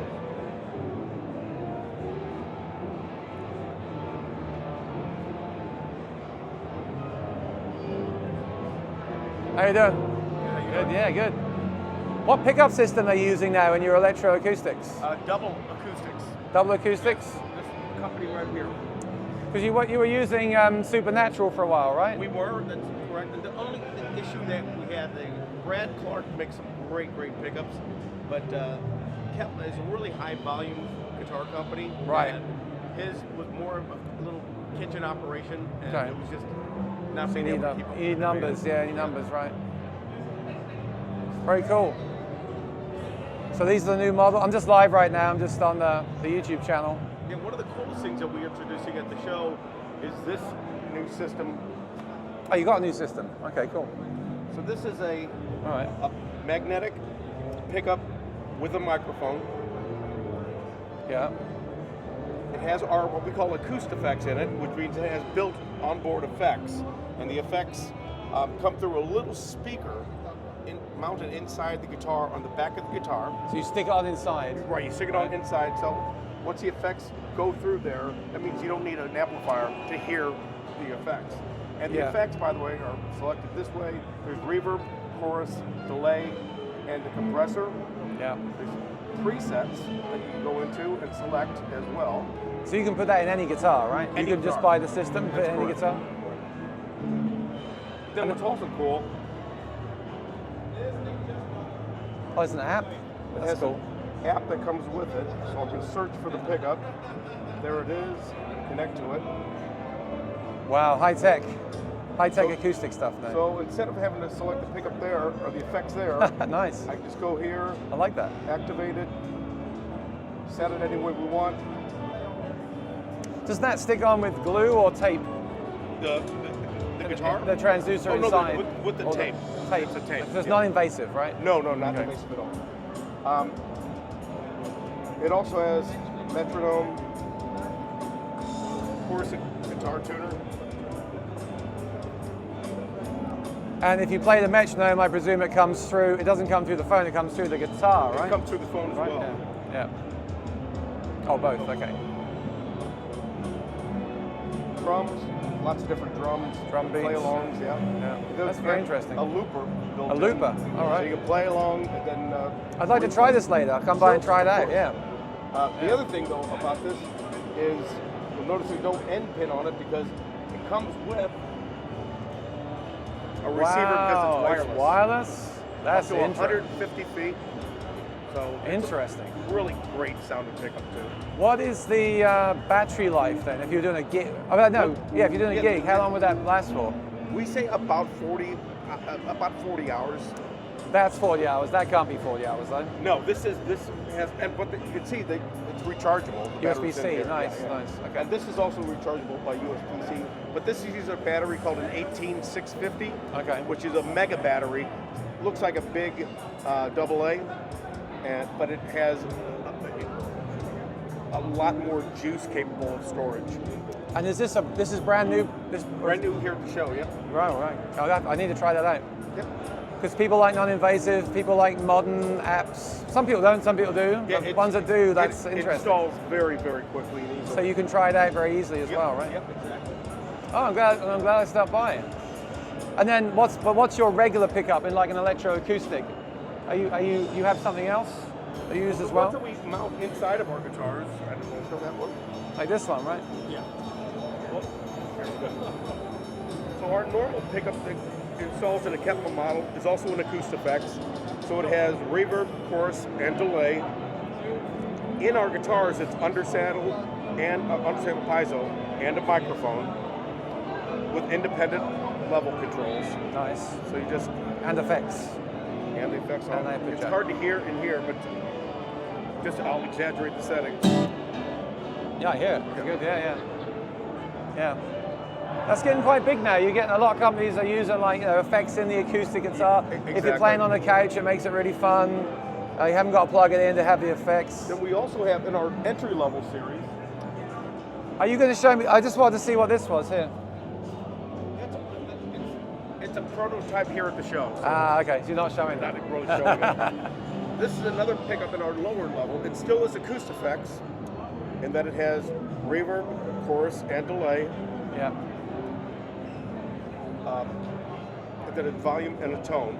But what's cool about this is it's Bluetooth. You can Bluetooth from your phone, from your Bluetooth device into the guitar and it'll play out the speaker inside the guitar. So it would be great for like a teacher giving a lesson to a kid on the phone and he can take it home and play the play along track through the actual guitar So itself. it's built in. It's a very, very like pretty modern technology in an acoustic guitar, you guys. That's your thing? It is. That's Kepma's thing?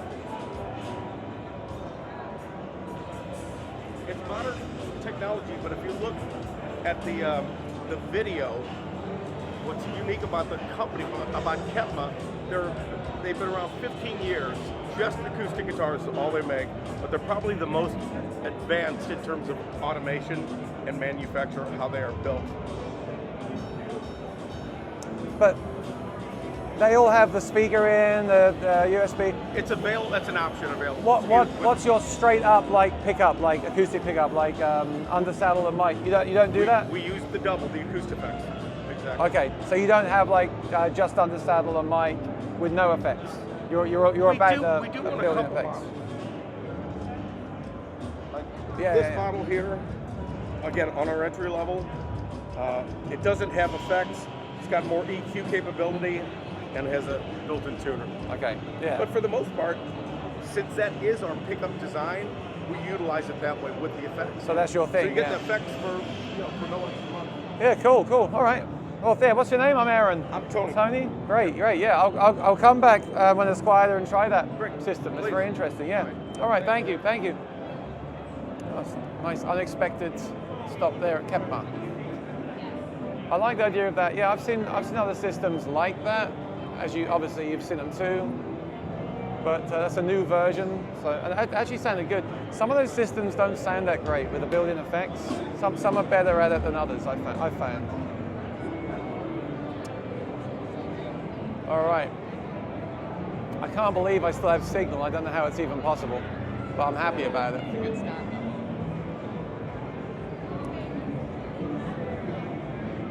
Everything does have apps now. I think things should have apps. I think they should work without the app, but I think you should have the app to customize things. So the air is so dry here. Look who it is. Look. Nick, how's the show going? I'm live. How's the show going? The show is going great. Yeah. Yeah, we've got a fantastic position this year where nobody can miss us. I love it. Oh, you got a good spot on the booth, right? Absolutely superb. So why are you not over there right now? You looking at more guitars to buy? These are the expensive ones. You got to be careful. Yeah. Look, this is where you go to see the. This is where you go to see what you can't possibly afford. This is literally the boutique I know. section. There's some amazing builders in here. I discovered a new builder the other day, and I'm going to have to come back. Where is This carbon fiber thing is just, That's carbon, this one? yeah, it's really Hey, Nick. How you doing? So that one's a quilted carbon fiber. So that's carbon fiber, and that's wood? That's wood. That's quilted Wow. mahogany. carbon fiber's been treated. You tell him. Get on live. I'm live right now, just so you know. So it's been finished. It's built in the standard traditional acoustic guitar manner. Finished by Vancouver Guitar Finishing. Back, sides, and fingerboard bridge are all made out of the carbon fiber. Do you mind flipping it around? I could do that. Because I mean the back's amazing, so what's the front like? Oh wow. Got the carbon fiber bridge, carbon fiber fingerboard. What kind of fret material is that? That's carbon fiber. Oh, sorry, the frets. Fret dots are No, the frets microlam. themselves. Oh, stainless steel. They are stainless steel. So I'm asking all the builders, what do you, and I'll ask Nick as well, because he's an acoustic guitar fan. What do you think of stainless steel frets on acoustic guitars? Yes. So you first. I haven't got any with stainless steel frets, I don't think. Oh yes, I do. Yes, I do. I think it works for me. You like it? Yeah, I'm a fan, but not many builders. A lot of the carbon builders use them because it kind of goes hand in hand. But so many the wood builders, they say it makes them bright and they're hard on the tools. I think they're great. Yeah, they oh, last they ruin longer. the tools. They do ruin tools. So you agree with that? Yeah, but it's sustainability. Like they last much longer. They last longer, than any yeah. other fret out there. So the longer it lasts, the less damage that you're going to create. Refretting your instrument. Right. I hate having guitars. I'd rather sell it and get another one. You know. Yeah. Like exactly. and that's I know that's a terrible thing to say, but it's honest. Do you think they sound brighter than nickel? No. You don't. I don't. I either. don't think so. I don't either. But it also depends. Like now you're talking about what are you using for your neck material? Your denser neck woods are going to have denser, brighter sound, Yeah. more sustained. I mean, there's like with every negative, there's always a positive that happens, right? So Yeah. Yeah. I wish more companies would use them. I mean, this is wood, right? this is wood. So that's a redwood from California, from a mine in California, a gold mine. So are these stainless steel? Those are stainless steel. So there you go. Those There are we go. stainless steel. There we All go. I do is stainless steel. There we go. I do a double action titanium truss rod, handmade in Japan. So once you go stainless, you can't go back, right? I think so. Just keep buying tools to work on it. That's all.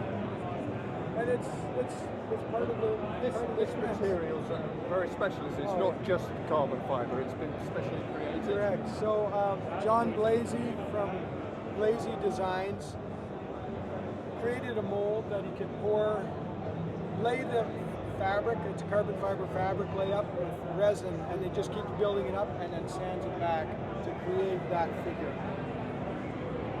And that's it. I like the two-tone. That's great. The $1 million question, what would a guitar like that cost? So that one was 20,000 US and sold. But smaller. Well, hey, it's special, isn't it? You make. It obviously takes a long time to make. You make what? How long does it take to make I that? do 6 guitars a year. 6 guitars a year. So there we go, right? Then you have this one beside it. Is a tree mahogany. Are you familiar with the tree? Yeah. So there's 15 sets of the tree mahogany that have spalting in it. That's amazing. Look And at this that. is one of the sets that have the spalting. Again, the quilted mahogany neck, same detail, signature detail. Carbon fiber plates in my headstock. Oh, so there's Front still and carbon fiber in this guitar. Yeah, carbon fiber sides.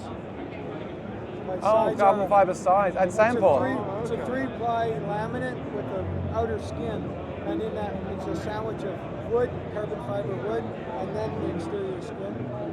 My sound port. Sandport, yeah. That's cool. My signature sound port, and then a signature wedged leg rest. Beautiful. Do you use technology or is this all hand? All hand. All hand, wow. No CNC. And Nick, which capo would you recommend for a guitar like that? That would be a G7 Performance 3. So, do you use carbon fiber on your bracing at all? I do not. No. Carbon fiber rods in the neck, carbon plates, carbon on the sides, and the rest is all wood. It's a multi-scale. Oh, that saddle. It's a product called Tusk. It just doesn't look conventional, you know. It's kind of like flat on flat. That's higher up. Was it?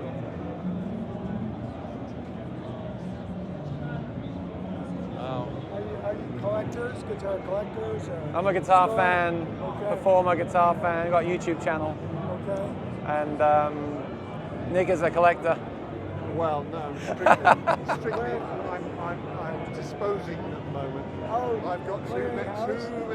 Yeah. Me too. We should talk. I got the same problem. Got to sell them all. Yeah, I'm already in trouble with Mrs. Kate.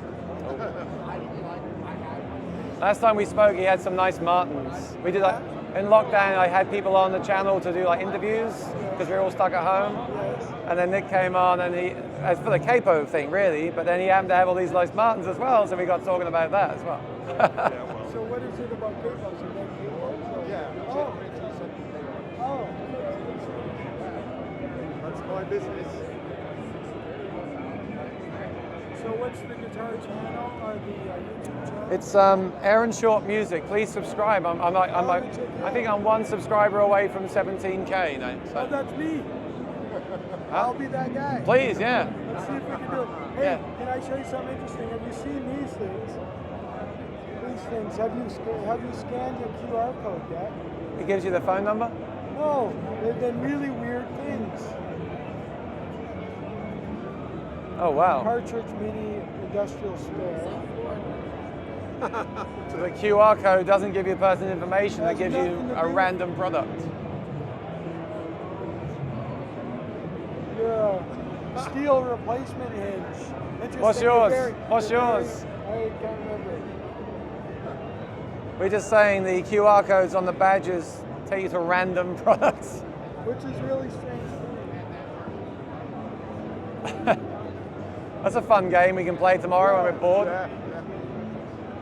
Antibacterial immune response, Gino. Well, what they try and tell us. Okay, so what's the YouTube page? Go to YouTube, type in Aaron Short Music, 1 or 2 days. subscribe, and you'll see. You can watch the video back. It's a live stream, but you can watch Okay. You'll be able to watch it back and see what we talked about. I've Yeah. got one more guitar. I've got one more guitar around the corner. Oh yeah, well, let's check it out. Oh, this is yours? This is mine as well.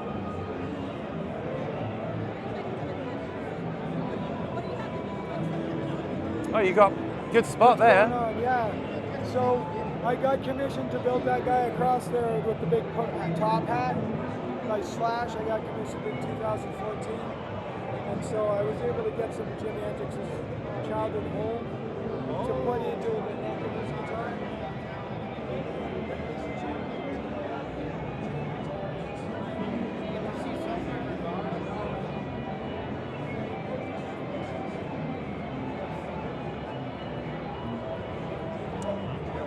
Interesting that you hang them facing backwards. Well, it was only facing forwards until this morning. Oh, okay. So I could turn it it was around. forward before, just to clarify. There's a Jimi Hendrix connection. Jimi Hendrix connection? I missed it. What's the connection? So it's a 9-string. Huh? That's why I had the banjo tuners. Oh, 9-string guitar. So the other 3 are in the top The here. holes. The holes at the top.